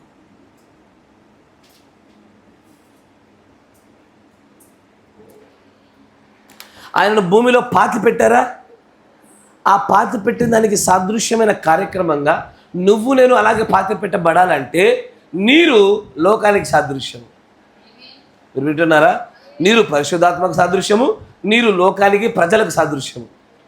మీరు ఆ నీళ్ళలో ఒక్కసారి మిమ్మల్ని ముంచగానే దాని అర్థం ఏంటో తెలుసా? మనం పాతి పెట్టబడ్డవారము. క్రీస్తుని ఎట్లా అయితే అరిమత యోసేపు యొక్క సమాధిలో పాతి పెట్టారో, నేను మిమ్మల్ని నీళ్ళలో ఇట్లా ముంచగానే మీరు సమాధి చేయబడ్డట్టు. కానీ ఒక్కసారి తిరిగి లేపినప్పుడు ప్రభు అయిన యేసుక్రీస్తు నామములో బాప్తిసం ఇచ్చుచున్నాడు అనగానే, లేపగానే ఎలాగైతే 3 రోజుల తర్వాత 3వ దినమున ఆయన ఎట్లా తిరిగి లేచాడో మరణమును జయించి, అట్లా మనం కూడా మరణాన్ని జయించి పైకి లేచిన వారము. ఈ రోజున నేను మరణాన్ని జయించిన వాడిని. క్రీస్తును ధరించుకునడం వలన క్రీస్తు వలె నేను మరణాన్ని జయించాను. ఎలా చేసావయ్యా అంటే, యేసు ప్రభువును విశ్వసించుట ద్వారా, నీళ్ళల్లో పాతి పెట్టి రక్తంలో కడగబడుట ద్వారా. ఇక్కడ నీళ్లు పాపాన్ని కడగడానికి, మారు మనస్సుకు సాదృశ్యము. కానీ ఇక్కడ నీళ్లు సమాధిలో పాతి పెట్టుటకు సాదృశ్యం. మీరు వింటున్నారా? ఒక్కసారి మిమ్మల్ని నీళ్ళలో ముంచగానే మీరు పాతి పెట్టబడ్డవారు. లేపగానే మీరేమైనట్టు? క్రీస్తుతో పాటు తిరిగి లేవబోతున్నట్ట, లేచినట్ట?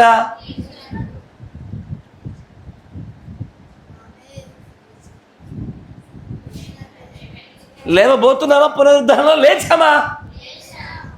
ఇప్పుడు రాబోయే ఎత్తబాటులో మాట్లాడుతున్నాం మనం. లేవబోతున్నామా? లేచామా? ఎత్తబాటు అయిందా?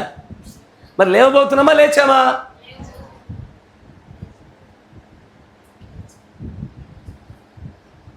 లేవబోతున్నాము, లేచాము. ఏమది? లేవబోతున్నాము, లేచాము. ఎలా అయితే యేసుప్రభు వారు పొందబోచున్న బాప్తిజము, పొందుచున్న బాప్తిజము. మీరు వింటున్నారా? లేవబోచున్నాము, లేచి ఉన్నాము. ఇప్పుడు ఆ వచనం మళ్ళీ చదవండి. కొలస్సీ 2:12. మీరు బాప్తిసమందు ఆయనతో కూడా పాతిపెట్టినబడిన వారై ఆయనను మృతుల్లో నుండి లేపిన దేవుని ప్రభావం మందు విశ్వసించుట ద్వారా ఆయనతో కూడా లేచితిరి. లేచామా? మనం లేచామా? అంటే ఎత్తబడి అక్కర్లేదా? లేవాలి. మళ్ళీ లేచితిమి, లేవబోచున్నాము. పొందితిరి, పొందబోచున్నాము. అలాగే ప్రస్తుతం మన బాప్తిస కార్యక్రమం కూడా అదే. ఇంతకీ ఇప్పుడు సరే, మీరు పొందలేదు కాబట్టి మీరు బాప్తిసం పొందారా? పొందలే. నన్ను అడగండి. నేను పొందితిని, పొందుచున్నాను, పొందబోచున్నాను. ఇంక అర్థమైందా? సేమ్ యేసుప్రభు చెప్పినట్టే చెప్పాగా. ఎందుకంటే యేసుప్రభుని వెంబడి అట్టగే చెప్పాలా. ఆయన బాప్తిసం ఇచ్చి యోహాన్ దగ్గర పొందితిరి, అక్కడ పొందుచున్నాడు ఆయన, పొందబోచున్నాడు ఆయన. ఇప్పుడు మనం కూడా అంతే. నేను నీటిలో ప్రభుని యేసుక్రీస్తు నామములో బాప్తిసం పొందితిరి, కరెక్టేనా? ప్రభుని యేసుక్రీస్తు నామములో పరిశుద్ధాత్మ బాప్తిసం ప్రాణంలో పొందుచున్నాను, అగ్ని బాప్తిసం పొందబోచున్నాను. పొందితిని, పొందుచున్నాను, పొందబోచున్నాను. బాప్తిజం అనేటువంటిది ఇట్స్ అ ప్రోగ్రెషన్. ఒక్కసారి బుడుక్కలేసి అయిపోయేది కాదు. కాలక్రమేణా సాగుతూ ఉండేది. అది ఒక్కసారి ముగిసి వెంటనే అయిపోయేది కాదు. అది జరగాలి. మీకు అనిపిస్తుందేమో ఇంకెప్పుడు తీసుకుంటావంటే నువ్వు పొందేది ఎప్పుడు, పొందుచుండేది ఎప్పుడు, పొందబోయేది ఎప్పుడు? ఇంకా ఇట్టాకి కూర్చొని ఎప్పుడు పొందుతావురా అంటే మా అమ్మని అడుగుతా, మా నాన్నని అడుగుతా, వారు పంపిస్తే పొందుకుంటా, వారు వద్దంటే ఆగిపోతా. నాయన నువ్వు పొందేది ఎప్పుడు, పొందుచుండేది ఎప్పుడు, పొందబోయేది ఎప్పుడు? నిన్న జోయ యొక్క ప్రయాణం చూపించిన గుర్తుందా? ఆ ప్రయాణం చిన్నగా ఉందా, పెద్దగా ఉందా? ఇంత పొడు ప్రయాణం అది. నీకు విత్తనం పడాలా, మొలకెత్తాలా, నీతీకరణ జరగాల, శుద్ధీకరణ జరగాల, పరిశుద్ధాత్మ శరీరంలో రావాలా, ఆత్మలో రావాలా, ప్రాణంలో రావాలా. అక్కడి నుంచి పుత్ర స్వీకారం జరిగించబడుతూ జోయలో చేయబెట్టి అక్కడి నుంచి జీవం గుంజుకోవాలా. ఇవన్నీ ఎప్పుడైతాయి? ఎప్పుడు మొదలు పెడతావు? ఎప్పుడు? ఆ లోపల ఇంకో 10 బంగారు నగలు వేసుకోవాలా, 10 సిన్నర్ జీన్స్ వేసుకోవాలా, 10 సార్లు స్మోకింగ్ చేయాలా, 10 సార్లు ఫోన్లో మాట్లాడి చాటింగ్ చేయాలా, 10 హగ్గులు ఇవ్వాలా, ఇంకా ఎవరి దగ్గర దాచిపెట్టాలా. బుద్ధి లేకపోతే సరే, అడ్డగడితే వీళ్ళు పెరిగారు. ముందు మనము రక్షణలోనికి రావాలా. దేంట్లోనికి? రక్షణలోనికి రావాలా. ఈ రోజున మనం పొందేటువంటి బాప్తిసం దేంట్లో? యేసు ప్రభు యొక్క మరణ శిలువ పునరుద్ధానంలోకి పొందుచున్నాము. ఆమేన్. అయితే బాప్తిసం ఇచ్చే యోహాను గారు ఇచ్చిన బాప్తిసం ఎవరెవరికి తెలుసా? ప్రజలందరికి కాదు. చూడండి, వాక్యం చూపిస్తా చూడండి. అపోస్తల కార్యము 13:24.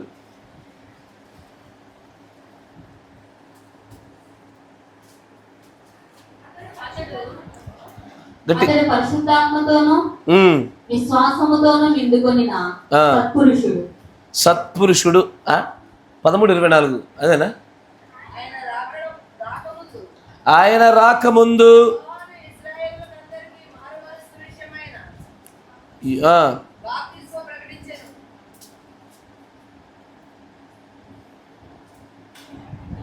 ఎవరికి ప్రకటించాడు?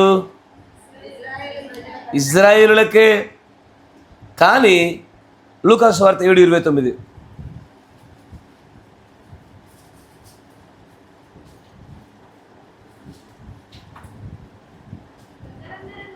ప్రజలందరూ సుంకరులను యోహాను బోధ విని అతడిచ్చిన బాప్తిసం పొందిన వారై దేవుడు న్యాయవంతుడని ఒప్పుకొనిరి. చాలు. యోహాను సువార్త 4:22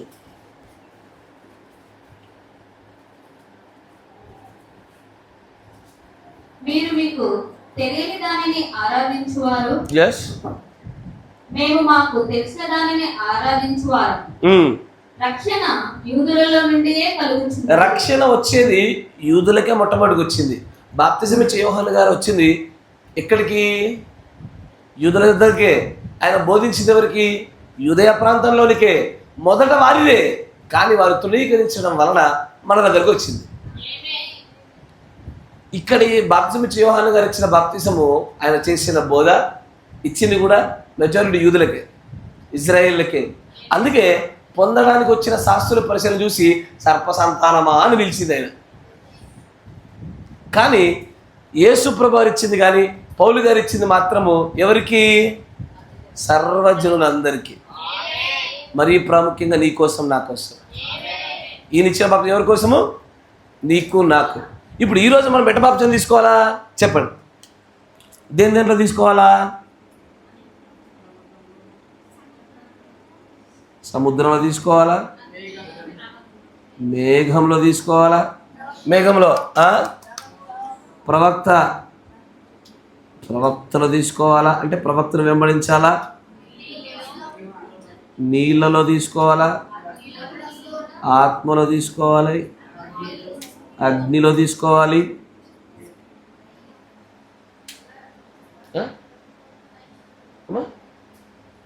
ఇంకేదైనా మిస్ అయిందా?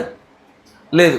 ఇప్పుడు చెప్పండి, ఇప్పుడు మనం ఉన్న కాలంలో బాప్తిసం తీసుకోవడం అనేది దేని కొరకు? ఎట్లా బాప్తిసం తీసుకోవడం జరుగుతుంది? మొట్టమొదటిగా మారు మనస్సు, పాపక్షమాపణ, తర్వాత రక్తములో నీళ్ళలో పాతి పెట్టబడుట వెంబడించుట ద్వారా. ఇప్పుడు మనం దేనిలోకి తీసుకుంటున్నాము? వాగ్దాన దేశం దేనికి సదృశ్యము? పరిశుద్ధాత్మ బాప్తిస్మానికే. ఈరోజు పరిశుద్ధాత్మలోనికి, ఆత్మలోకి తీసుకుంటున్నాం. క్రీస్తు రాకడలోకి, ఆయన పరిచర్యలోకి, శిలువ మరణ పునదలకి పైన ఉన్నవన్నీ రాసేసుకోవాలి. అవునా? ఇదే మళ్ళీ తర్వాత ఇక్కడ ఏమేమి ఉంటుంది? నామం ఉంటుందా? ఎస్. రక్తం ఉంటుందా? ఆత్మ ఉంటుంది, అగ్ని ఉంటుంది. అంతేనా కదా? అన్నీ వచ్చాయి. ఈ రోజున మనం బాప్తిసం తీసుకోవాలంటే ప్రభు అయిన యేసుక్రీస్తు నామంని నమ్మి, నీళ్ళలో సాక్ష్యార్థముగా, రక్తములో కాపాడబడుటకై, కడగబడుటకై, నీళ్ళలో పాతి పెట్టబడుతూ, ప్రవక్తని నమ్ముచు, మేఘమును వెంబడిస్తూ, దేవుడి యొక్క ప్రజల సమూహమైన సముద్రం గుండా సాగడమే ఈ రోజున మనం పొందుకునే అసలు సీజన్లో బాప్తిసం. కరెక్టేనా? అయితే మిమ్మల్ని ఒక ప్రశ్న అడుగుతా. పెద్దలు కూడా చెప్పొచ్చు. ఇంటికెళ్ళక మీ అమ్మ నాన్న అడగండి, మమ్మీ బాప్తిసం తీసుకోవడానికి మొట్టమొదటిగా ఏ కార్యం చేయాలి మమ్మీ అని అడుగు.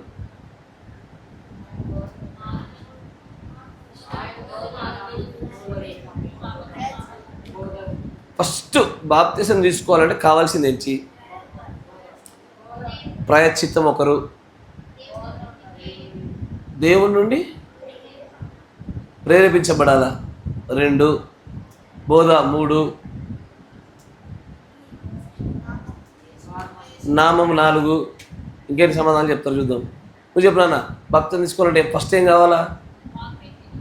వాక్యం వినాలా? 5. నువ్వు చెప్పు నాన్న, ఫస్ట్ ఏం చేయాల్సి ఉంటుంది? బాప్తిసం తీసుకోవాలంటే అమ్మ నాన్న పర్మిషన్ ఇవ్వాల్సి ఉంటుందా? బోధ వినాలి. ఓకే. ఇంకా అపోస్తల బోధ వినాలి. ఓకే.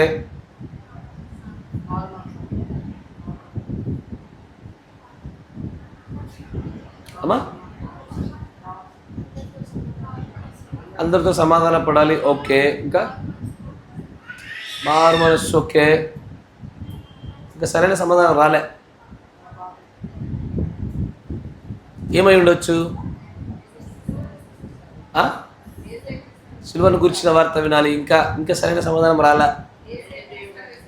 యేసే క్రీస్తును విశ్వసించాలా? ఇంకా సరైన సమాధానం రాలే. ఇంకా సరైన సమాధానం రాలే. మీరందరూ చెప్పిన దాంట్లో అన్నీ మీరు చెప్పింది కరెక్టే, కానీ ఫస్ట్ స్టెప్ అది కాదు. మీరందరూ చెప్పిన దాంట్లో సరైనటువంటి సమాధానానికి దగ్గరగా వచ్చింది అక్ష. ఏం చెప్పినామా?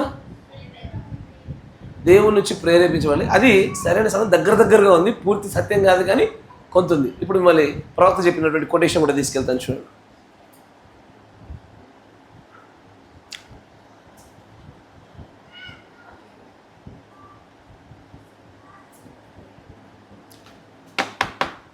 ఎక్స్పోజిషన్ ఆఫ్ 7 చర్చ్ ఏజెస్, 7 సంఘ కాలంలో అనే పుస్తకం అది. దానిలో పద్మాస్ విజన్, పద్మాసు దర్శనం అనేటువంటి పుస్తకంలో పేరా ఉండదు. నేను చదువుతాను, వినండి. లుక్ ఎట్ దిస్ వే, ఈ మార్గాన్ని చూడండి. All to many read the Bible where it says in Acts chapter 2 verse 38. అపోస్తుల కార్యములో 2వ అధ్యాయం 38వ వచనంలో ఏముంటుంది? కొట్టబడిగా మారు మనస్సు పొంది ప్రతివాడు పాప క్షమాపణ నిమిత్తము ప్రభు అయిన యేసుక్రీస్తు నామములో బాప్తిసం పొందమని చెప్పాడు. కాబట్టి మొదటి మెట్టు మారు మనస్సు అనుకుంటారు, కానీ మొదటి మెట్టు మారు మనస్సు కాదు. మారు మనస్సు రావాలంటే, నువ్వు మారాలంటే ఎవడోకి వచ్చి నీకు బోధ చేయాలి. సో దానికంటే ముందున్న మెట్టు ఏంటిది? బోధ. కరెక్టేనా?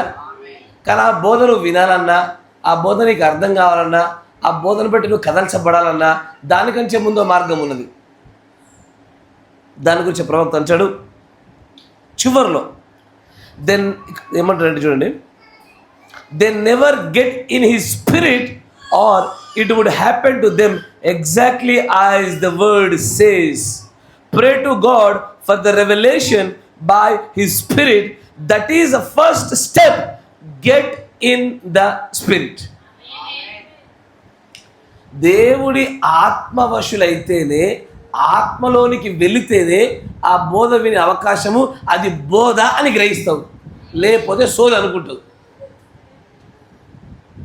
ఉదాహరణకి నేను మైక్ పట్టుకున్నా, సువార్త చేస్తున్నా, యేసు ప్రభు ఈ లోకానికి రక్షకుడు, నమ్ముచుండగా నీ పాపాలు కడగబడతాయి, ఆయన రక్తంలోనికి నీకు పాప క్షమాపణ దొరుకుతుంది అని నేను చెప్పుకుంటూ సువార్త చేసుకుంటూ పోతున్నా. రోడ్డు మీద అందరూ అని వింటారా? అందరూ వినకుండా ఉంటారా? మంచిగా గమనించాలి. అందరూ వింటారా? అందరూ వినకుండా ఉంటారా? నో. కొందరేమో వాడి పని వాడు చేసుకుంటాడు, ఎవడు నిద్రాడిపోతాడు, ఎవడు ప్రయాణం వాడు చేసుకుంటాడు. కొంతమంది ఎవడ్రా వీడు అసలు అని చూస్తాడు. కొంతమంది మాత్రమే అసలు ఏం చెప్తున్నాడు అని వింటాడు. దానిలో కొంతమంది మాత్రమే అమ్మా దీనికోసమే నేను ఎదురు చూస్తున్నాను, ఈ మార్గమే నాకు కావాలంటాడు. అందరి చెవులలో ఈ మాటలు పడుతున్నాయి, అందరిలో ఈ బోధ పడుతుంది. కానీ కొంతమంది మాత్రమే ఆకర్షించబడుతున్నారు. ఎవరైతే ఎవరి మీదైతే ఆత్మ పనిచేస్తుందో, ఎవరైతే ఆత్మవశులు అయ్యారో వారే బోధ వింటారు. బాప్తిస్మానికి అత్యంత ప్రాధాన్యమైన మొట్టమొదటి మెట్టు ఆత్మవశులగుట. Get in to the spirit. ఆత్మవశులై ఆత్మలోనికి రాగానే అప్పుడు నువ్వు బోధను, ఇది బోధ, ఇది నా కోసమై, నేను మార్చబడుటకై అని నువ్వు గ్రహించగలుగుతావు. ఒకసారి ఆత్మవశులు అవ్వగానే, లేదు మీరే రాసుకోండి, మొట్టమొదటి మెట్టు ఆత్మవశులు అవుతారు. ఆత్మవశులు అవ్వగానే మీరు ఫస్ట్ ఏం చేస్తారు తెలుసా? బోధను వింటారు. ఈ బోధ హెబ్రీ పత్రికలో కనబడతా ఉంటుంది, 2వ అధ్యాయం చూడండి.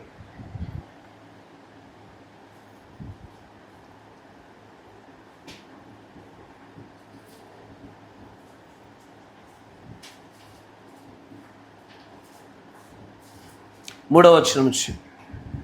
ఇంత గొప్ప రక్షణను మనము నిర్లక్ష్యం చేసిన ఎడల, ఇంత గొప్ప రక్షణను మనము నిర్లక్ష్యము చేసిన ఎడల ఎలా తప్పించుకుంటాము? అట్టి రక్షణ బోధించుట చేత ఆరంభమై దేవుడు తన చిత్తానుసారముగా సూచన క్రియల చేతను, మహత్కార్యముల చేతను, నానా విధములైన అద్భుతముల చేతను. చాలు. రక్షణ దేని చేత ప్రారంభమవుతుంది అన్నాడు ఆయన? బోధించుట చేత. ఆ బోధ విన్న వరకు, ఆ బోధ విన్న వెంటనే ఏం రావాలి తెలుసా? ఫస్ట్ ఆత్మవశులగుట, 2 బోధ.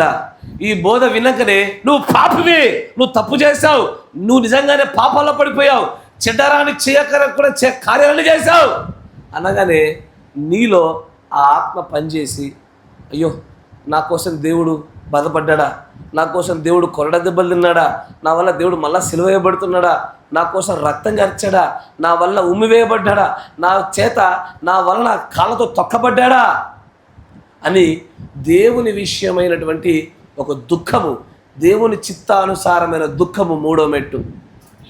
మొదటి మెట్టు ఏంటి? ఆత్మవశులగుట, దాని గుండా బోధ వినుట, 2వది. 3వది దైవ చిత్తానుసారమైన దుఃఖము. ఈ దుఃఖము నీలో మారు మనస్సు కలగజేయాల. మారు మనస్సు అంటే ఏంటో తెలుసా? అప్పటిదాకా నువ్వు చేసిన పాప విషయంలో నీ మనస్సు మార్చుకోవడం. అప్పటిదాకా ఆ పనికి మళ్ళీ ముచ్చట్లు ఇప్పుడు పెట్టవిగా, నాకు పెట్టాలనిపించట్లేదు అంటావు. అప్పటిదాకా చేసిన ఆ పాప కార్యాలు నాకు చేయాలనిపించట్లేదు అంటావు. మారు మనస్సు అంటే ఒక ఉదాహరణ చెప్పనా? బైబిల్ ఉదాహరణ చూపినా? చూడండి, మంచి ఉదాహరణ చూపిస్తా. మారు మనస్సు అంటే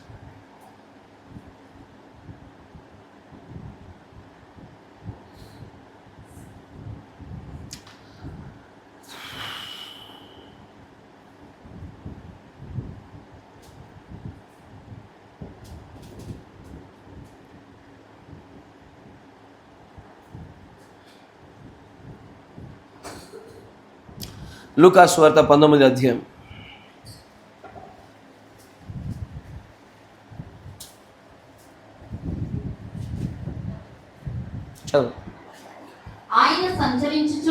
ఆయన సంచరించుచు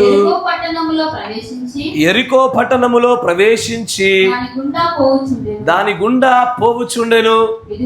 ఇదిగో సుంకపు గుత్తదారుడును ఎస్, ధనవంతుడైన జక్కయ్య అను పేరు గల ఒకడు యేసు ఎవరో అని ఆ, చూడగలను గాని ఆ, పొట్టివాడైనందున జనులు గుంపుగూడి ఇవ్వట వలన చూడలేకపోయాను. ఎస్, అప్పుడు యేసు ఆ త్రోవను రానేయుండేది గనుక అతడు ముందుగా పరిగెత్తి ఆయనను చూచుటకు ఒక మేడ చెట్టెక్కాను. ఎస్. యేసు ఆ చోటికి వచ్చినప్పుడు కన్నులెత్తి చూచి, జక్కయ్య త్వరగా దిగుము, నేడు నేను నీ ఇంట ఉండవలసి ఉన్నదని అతనితో చెప్పగా అతడు త్వరగా దిగి సంతోషముతో ఆయనను చేర్చుకొనెను. అందరూ అది చూచి ఈయన పాపి అయిన మనుషుని యొద్ద బస చేయవెళ్ళనని చాలా సనుగుకొనేది. జక్కయ్య నిలవబడి, ఇదిగో ప్రభువా, నా ఆస్తిలో సగం బీదలకిచ్చుచున్నాను. నేను ఎవరి యొద్దైనను అన్యాయంగా దేనినైనను తీసుకొని వేళ అతనికి 400 మరలా చెల్లిస్తానని ప్రభుతో చెప్పాను. చాలు. ఒక నిజమైన మారు మనస్సుకి మంచి ఉదాహరణ పొట్టి జక్కయ్య. ఎందుకంటే అంతకుముందు ఆయన ఒక గుత్తేదారిగా ఉండి, రే నన్ను చూడు, తర్వాత పెయింట్ ఎద్దు కానీ ఉండి ప్రతి ఒక్క దగ్గర అన్యాయంగా డబ్బు తీసుకునేవాడు, అన్యాయంగా డబ్బు సంపాదించేవాడు. ఒక 10 రూపాయలు ఇవ్వవలసిన చోట 40 రూపాయలు లాక్కునేవాడు. అంత అన్యాయంగా తీసుకుంటూ ఉండగా ప్రజలకు దిక్కు లేక ఆయన దగ్గర డబ్బు తీసుకునేవారు. కానీ ఒకసారి యేసు ప్రభువు వచ్చి పరిచర్య జరుగుతున్న సందర్భంలో ఆయనను గూర్చి పేరు అప్పటికే చాలా, యేసు ప్రభు యేసు ప్రభు యేసు ప్రభు, అసలు చాలా గొప్పవాడు, చచ్చిపోయిన లేపుతున్నాడు, దయ్యాలు పోగొడుతున్నాడు అనే పేరు రాగానే ఆ ఊర్లోకి వస్తున్న విషయం తెలియగానే అందరూ పనులన్నీ మానేసి ఆయన కోసం ఎదురు చూస్తూ ఉన్నారు. ఒక్కొక్క చల్లని రహస్యంగా చూస్తూ ఉన్నారు. బహిరంగంగా నిలబడ్డవారు ఉన్నారు. పొట్టి జక్కయ్య మాత్రము చాలా చిన్నవాడు కనుక ఆయన కనబడలేకపోయినందున చెట్టెక్కి మరీ చూస్తూ ఉన్నాడు. చూస్తున్నప్పుడు ఆ పొట్టి జక్కయ్య యొక్క మనస్సు దేవుడికి ముందుగానే తెలుసు. కాబట్టి అని అంటాడు, జక్కయ్య దిగిరా, నేడు నీ ఇంట రక్షణ వచ్చి ఉన్నది అనగానే, నాలాంటి పాపిని ఆ పట్టణంలో నాకున్నంత చెడ్డ పేరు ఎవడికి లేదే, అందరికంటే భయంకరమైన పాపి నేనే అని తను అనుకొని అయినా సరే ప్రభు నా ఇంట వస్తానన్నాడు అన్న ఒక్క మాటను బట్టి అంటాడు, ప్రభువా నా మనసు మార్చుకున్నా, ఇప్పటి వరకు ఎవరి దగ్గరైతే అన్యాయంగా ఇక్కడి నుంచి ఎప్పుడు తీసుకోను ప్రభువా అని అనలే. భవిష్యత్తులో ఎవరిపైన అన్యాయంగా ఏ డబ్బు తీసుకున్నా ఆయన అనలే. ఆయన ఏమన్నాడో తెలుసా? అన్యాయంగా భవిష్యత్తులో తీసుకోకపోవడం మాత్రమే కాదు ప్రభువా, ఇదివరకు తీసుకున్న వాటిని కూడా వెనక్కి ఇచ్చేస్తానన్నాడు. మారు మనస్సు అంటే మనస్సు మారుట అన్నప్పుడు భవిష్యత్తులో పాపాలు చేయము, ఇప్పుడు చేయము, జరిగిపోయిన వాటి విషయంలో కూడా క్షమాపణ అడుగుతాము. నేను అయిపోయిన వాటి గురించి నేను ఏం మాట్లాడా, భవిష్యత్తులో మంచిగా చూసుకుంటా. ఇది నిజమైన మారు మనస్సు కాదు. పాతయే ఏదో అయిపోయింది అనుకోరు. వారు జరగబోయేదాన్ని, జరుగుతున్న దాన్ని, జరిగిపోయిన దాన్ని గురించి కూడా జాగ్రత్త వహించి దేవుని దగ్గర క్షమాపణ అడుగుతారు, సమాధాన పడతారు. ఎవరి దగ్గర దొంగిలించినా వారిని వాళ్ళకి ఇచ్చేస్తారు. ఎవరన్నా బాధ పెట్టినా వాళ్ళకి క్షమాపణ అడుగుతారు. ఎవరినైనా ఇబ్బంది పెట్టినా వారిని క్షమాపణ అడుగుతారు. వారు నిజమైన మారు మనస్సు అంటే ఏంటంటే దేవుడి యొక్క లేఖనం చెప్తుంది చూడండి.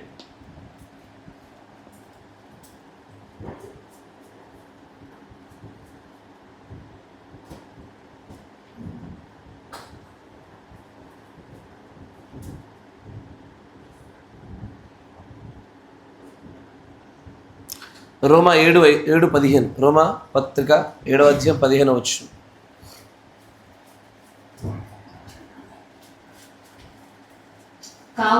కావున ఇతను దాని చేయనది నా యందు నివసించు పాపమే గాని 7వ అధ్యాయం 15వ వచనం. ఏలయనగా నేను చేయనది నేను ఎరుగను, నేను చేయ నిశ్చయించినది చేయగా ద్వేషించినదియే చేయుచున్నాను. అంటే ఏంటో తెలుసా? ఒక నిజమైన మారు మనస్సు కలిగినప్పుడు అది పాపమని తెలిసిన తర్వాత దాన్ని అత్యంత భయంకరంగా, నీచంగా ద్వేషిస్తారు.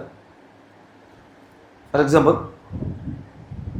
ఒక వ్యక్తికి పిచ్చి సినిమాలు చూడడం అలవాటు, లేదా స్మోకింగ్ చేయడం అలవాటు. నాకు మారు మనస్సు వచ్చింది అని వాడు చెప్పాడు అనుకో, వాడు నెక్స్ట్ టైం మన దగ్గరికి సిగరెట్ తీసుకురాగానే ఛీ అని అనగలగాల. దాన్ని ద్వేషించాల. దానిపైన ద్వేషము కలిగితేనే అది నిజమైన మారు మనస్సు. ఫర్ ఎగ్జాంపుల్, ఒకడు తెలియకుండా ఒక పదార్థం తింటున్నాడు. నేను వెళ్ళి వాడికి చెప్పాను, అరే ఇది తప్పురా, ఇది మంచిది కాదురా, అది పేడరా అన్న. ఆ వాడు అయితే ఏంది అని తింటాడా, కంటిన్యూ చేస్తాడా? ఏం చేస్తాడు వాడు? చి అంట. మనం ఇప్పుడు నువ్వు ఆహారం తింటున్నావురా తల్లి, నెక్స్ట్ ఏం తినబోతున్నారు? ముందుగా అన్నీ తెలుసుకున్నారు మీరంతా బ్యాడ్ బాయ్స్. అయితే మీరు ఒక ప్లేట్లో పెట్టా, పక్కన టేబుల్ మీద ఉంది, అందరికి వడ్డిస్తున్నా. సరే నా దాకా ఎప్పుడు వస్తుంది అని చెప్పి నువ్వు అనుకొని ఆ టేబుల్ మీద ఉన్నటువంటి ప్లేట్ తీసుకుపోయి తింటున్నావు. తింటున్నాక నేను చెప్పాను, అరే రే దాన్ని ఇప్పుడే బ్రౌనీ ముట్టింది రా అని చెప్పా. ఏమంటావు? ఓ ఇప్పుడు వచ్చి ఆ ఎక్స్ప్రెషన్, ఆ ఎక్స్ప్రెషన్ రావాలా? ఏ విషయంలో? దేవుడు దేని నుంచి అయితే మారు మనసు పొందమన్నాడో ఆ పనులు చేయమంటే చీ అబ్బే. ఆ భావన నీకు పాప విషయం వల్ల కలగకపోతే అది నిజమైన మారు మనసు కాదు.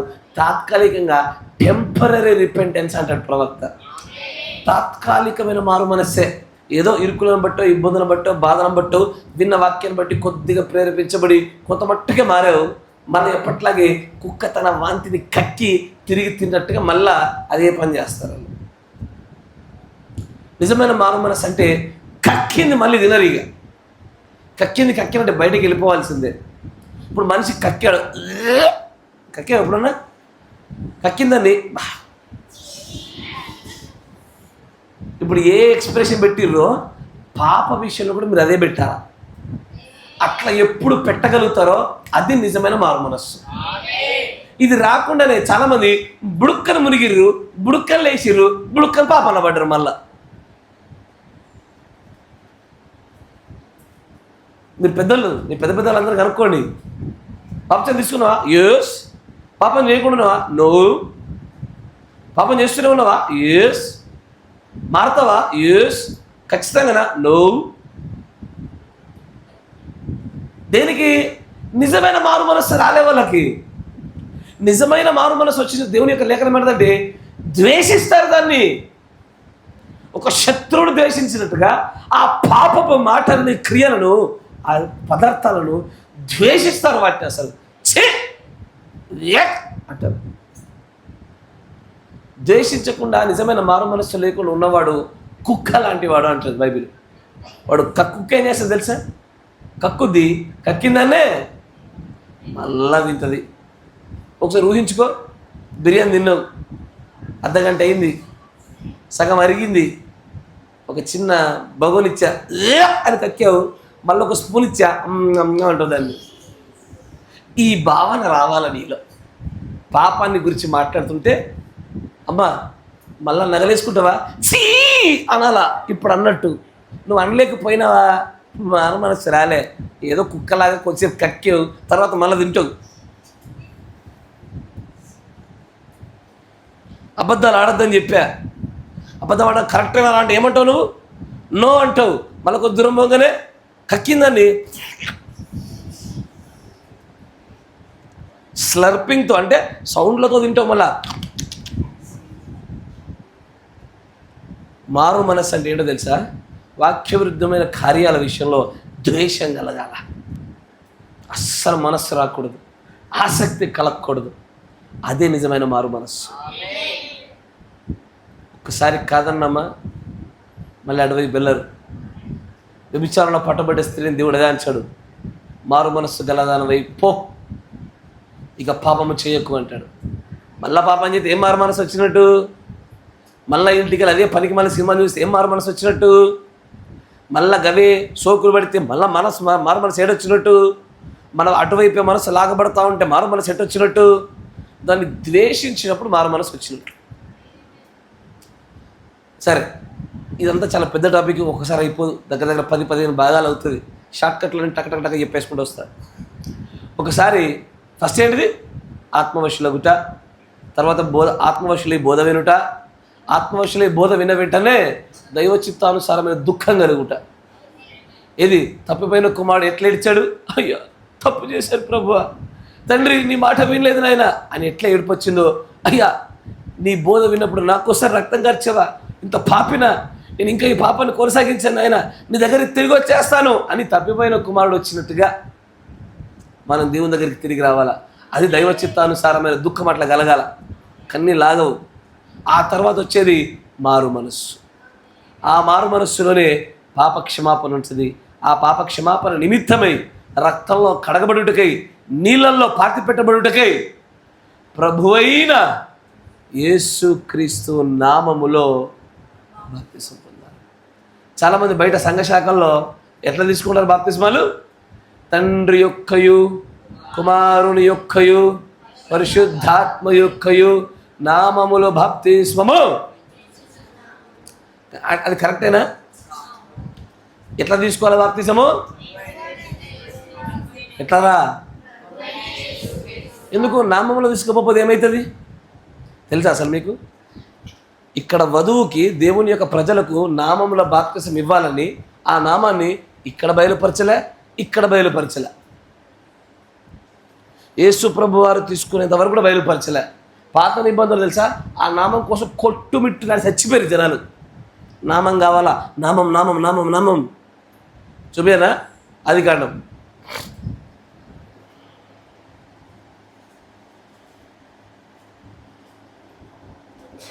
ముప్పై 32వ అధ్యాయము 28వ వచనం. దెబ్బలు తింటావు మెరిసి. అప్పుడు ఆయన నీవు దేవుడితోనూ మనుష్యులతోనూ పోరాడి గెలిచితివి గనుక నీ పేరు ఇశ్రాయేలే గాని యాకోబు అనబడదని. యాకోబుకి దేవుడికి మధ్య యుద్ధం జరిగింది. దేవుడు కావాలని యాకోబుని గెలిపించాడు. దేవుడు అంటే నువ్వు గెలిచావుగా కాబట్టి నీ పేరు మార్చబడ్డది, నువ్వు జయించావుగా నీ పేరు మార్చబడ్డది, కాబట్టి ఇప్పుడు నీ పేరు ఇజ్రాయేల్ అనబడును. తర్వాత కంటిన్యూ. అప్పుడు యాకోబు అప్పుడు యాకోబు అంటాడు, అయ్యా నీ పేరు చెప్పయ్యా, తండ్రి యొక్కయు కుమారుని యొక్కయు పరిశుద్ధాత్మ యొక్కయు. అది ఆయన పేరా? నన్ను ఇది చూడాలి, నన్ను రే మంచి చూడు, దిక్కు నన్నే చూడాలా, నన్ను చూడకపోతే కొడతాయి కానీ. తండ్రి కుమారుడు పరిశుద్ధాత్మ అనే పేర్లా? అరే మీ నాన్న పేరు ఏం పేర్రా? తండ్రి అనేది పేరు కదా. ఇప్పుడు ఒక ఫామ్ ఇచ్చిండ్రా నీకు, నేను ఫాదర్ నేమ్ అని రాశా, మదర్ నేమ్ అని రాశా, సన్స్ నేమ్ అని రాశా. ఇక్కడ ఏం రాస్తావు? ఇక్కడ ఏం రాస్తావురా? ఇక్కడ నేను రాస్తున్నా చూడిగో.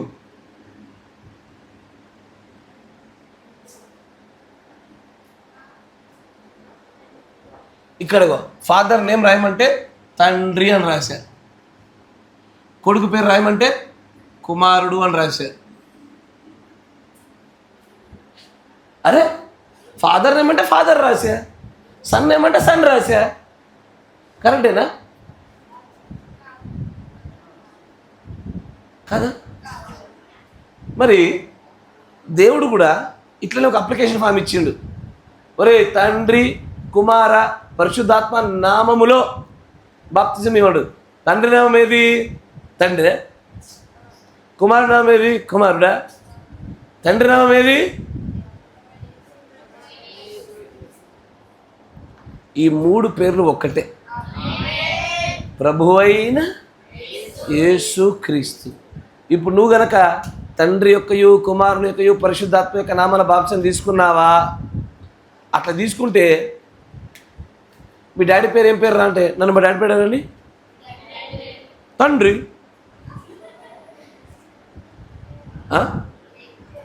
మీ కొడుకు పేరు ఏం పేరు అడగండి, కొడుకు.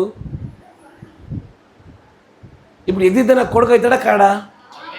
అన్న కొడుకైనా వాడికంటే ఒక ప్రత్యేకమైన పేరు ఉంది. ఇది విద్య. కరెక్టేనా? యేసు ప్రభు ఆయన మనకు తండ్రి, కానీ ఆయనకు పేరుంది. ఆయనకు కుమారుడు ఉన్నారు, ఆయనకు పేరుంది. ఇవి బంధాలు, వాటి ప్రణౌన్స్ అంటారు, అవి పేర్లు కావు. ఏది పేరు, ఏది నామము? ప్రభు అయిన యేసుక్రీస్తు వారి నామం.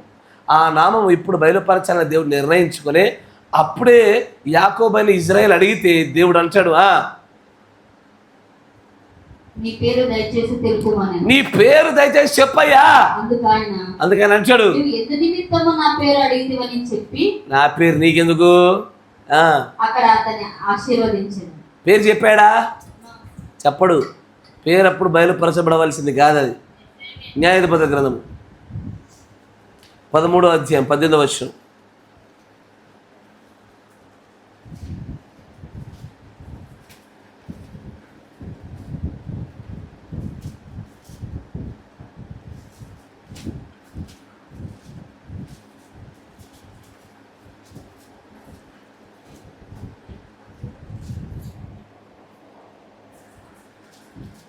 యెహోషువ తర్వాత ఉంటుందిరా. యెహోషువ న్యాయాధిపతులు ఋతు 18. యెహోవా దూత, నీవేళ నా పేరు అడుగుచున్నావు. నువ్వెందుకు నా పేరు అడుగుతున్నావు? అది చెప్పశక్యము కాని. మనోహ అనేటువంటి ఒక వ్యక్తి జరిగిన దర్శనంలో దూత పేరు అడుగుతాడు. పేరు చెప్పవా నీది అంటే దూత అన్నాడు, పేరు ఇప్పుడు చెప్పడానికి వీలు పడదు. ఎందుకు? పేరు అప్పుడు బయలుపరచబడవలసింది కాదు. పేరు తర్వాత యేసు ప్రభు వారు పుట్టిన తర్వాత, కన్యక మరియ గర్భమునందు పుట్టిన తర్వాత ఆయనకు పెట్టుచున్న పేరులోనే ఆ పేరు పెట్టబడాలి. యేసు. యేసు అంటే రక్షకుడు. రక్షకుడు అనే పేరు కలిగిన ఆ నామంలోనే మనకు రక్షణ ఉన్నది. ఆకాశము కింద ఇవ్వబడిన ఏ నామంలో రక్షణ లేదు, కానీ ఆకాశం పైనుంచి వచ్చే నామంలోనే రక్షణ. ఆకాశం పైన నామం ఏది?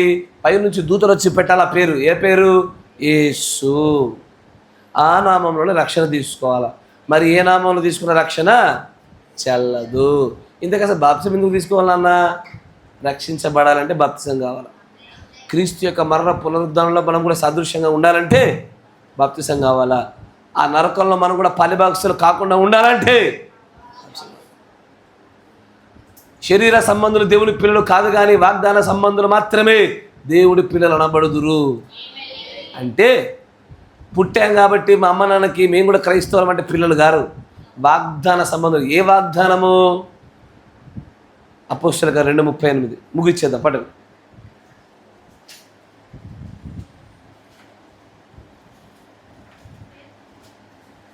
చదవండి. పేతురు, మీరు మారుమనసు పొంది పాప క్షమాపణ నిమిత్తము ప్రతివాడు యేసుక్రీస్తు నామమున బాప్తిసం పొందుడి. అప్పుడు మీరు పరిశుద్ధాత్మ అను వరం పొందుదురు. అప్పుడు పరిశుద్ధాత్మ అనే వరాన్ని పొందుతారు. ఈ వాగ్దానం మీకును. ఈ వాగ్దానమే. ఈ వాగ్దానం గుండా పుడితేనే దేవుడి పిల్లలు. లేదనుకో, రోమపత్రిక ప్రకారంగా శరీర సంబంధులే దేవుడి పిల్లలు కారయ్యా, వాగ్దాన సంబంధులు మాత్రమే దేవుడి పిల్లలు అంటాడు ఆయన. మీరు దేవుని పిల్లలు అవ్వాలనుకుంటున్నారా? ఈ వాగ్దానం గుండా వెళ్ళాల్సిందే. నరకాన్ని తప్పించుకోవాలనుకుంటున్నారా? ఈ వాగ్దానం గుండా వెళ్ళాల్సిందే. పాపాన్ని జయించాలనుకుంటున్నారా? ఈ వాగ్దానం గుండా బాప్తిసం తీసుకోవాల్సిందే. దేవుడు రాజ్యంలో ఉండాలనుకుంటున్నారా? ఆయన యొక్క నామంలో బాప్తిసం పొందాల్సిందే. ఇది జరగకుండా, మాకు రక్షణ లేకుండా ఇట్టాగే ఇష్టం వచ్చినట్టు తిరుగుదామంటారా? మీ ప్రాణానికి రేపు పొద్దున మీరే ఉత్తరవాది, మీరే సమాధానం చెప్పుకోవాలా. కాబట్టి ప్రార్థన చేయండి, దేవునితో మాట్లాడండి, ఎవ్వడి మాట వినకండి. రక్షణ విషయంలో తల్లిదండ్రుల మాట, బంధువుల మాట, స్నేహితుల మాట, పాస్టర్ మాట, ఎవ్వడి మాట వినొద్దు. నీకు తీసుకోవాలనిపిస్తే తీసుకోవడమే. ఇది ధైర్యం కలిగిన పక్షిరాజుల యొక్క నిర్ణయాలు. God bless you. దేవుడు దీవించును గాక. మోకరించండి, ప్రార్థన చేసుకుందాం. పరిశుద్ధాత్ముడా, సర్వశక్తి సంపన్నుడా, సకల ఆశీర్వాదములకు కారణభూతుడగు మాకు దేవా, మేము స్తుతులు స్తోత్రాలు చెల్లిస్తూ ఉన్నాము. దయచేసి ప్రభా, ఇంతవరకు ఈ ప్రియమైనటువంటి పిల్లలతో, యవనస్తులతో మీరు మాట్లాడిన ప్రతి మాటను బట్టి మీకు వందనాలు. రక్షణ లేని వారికి రక్షణ అనుగ్రహించండి.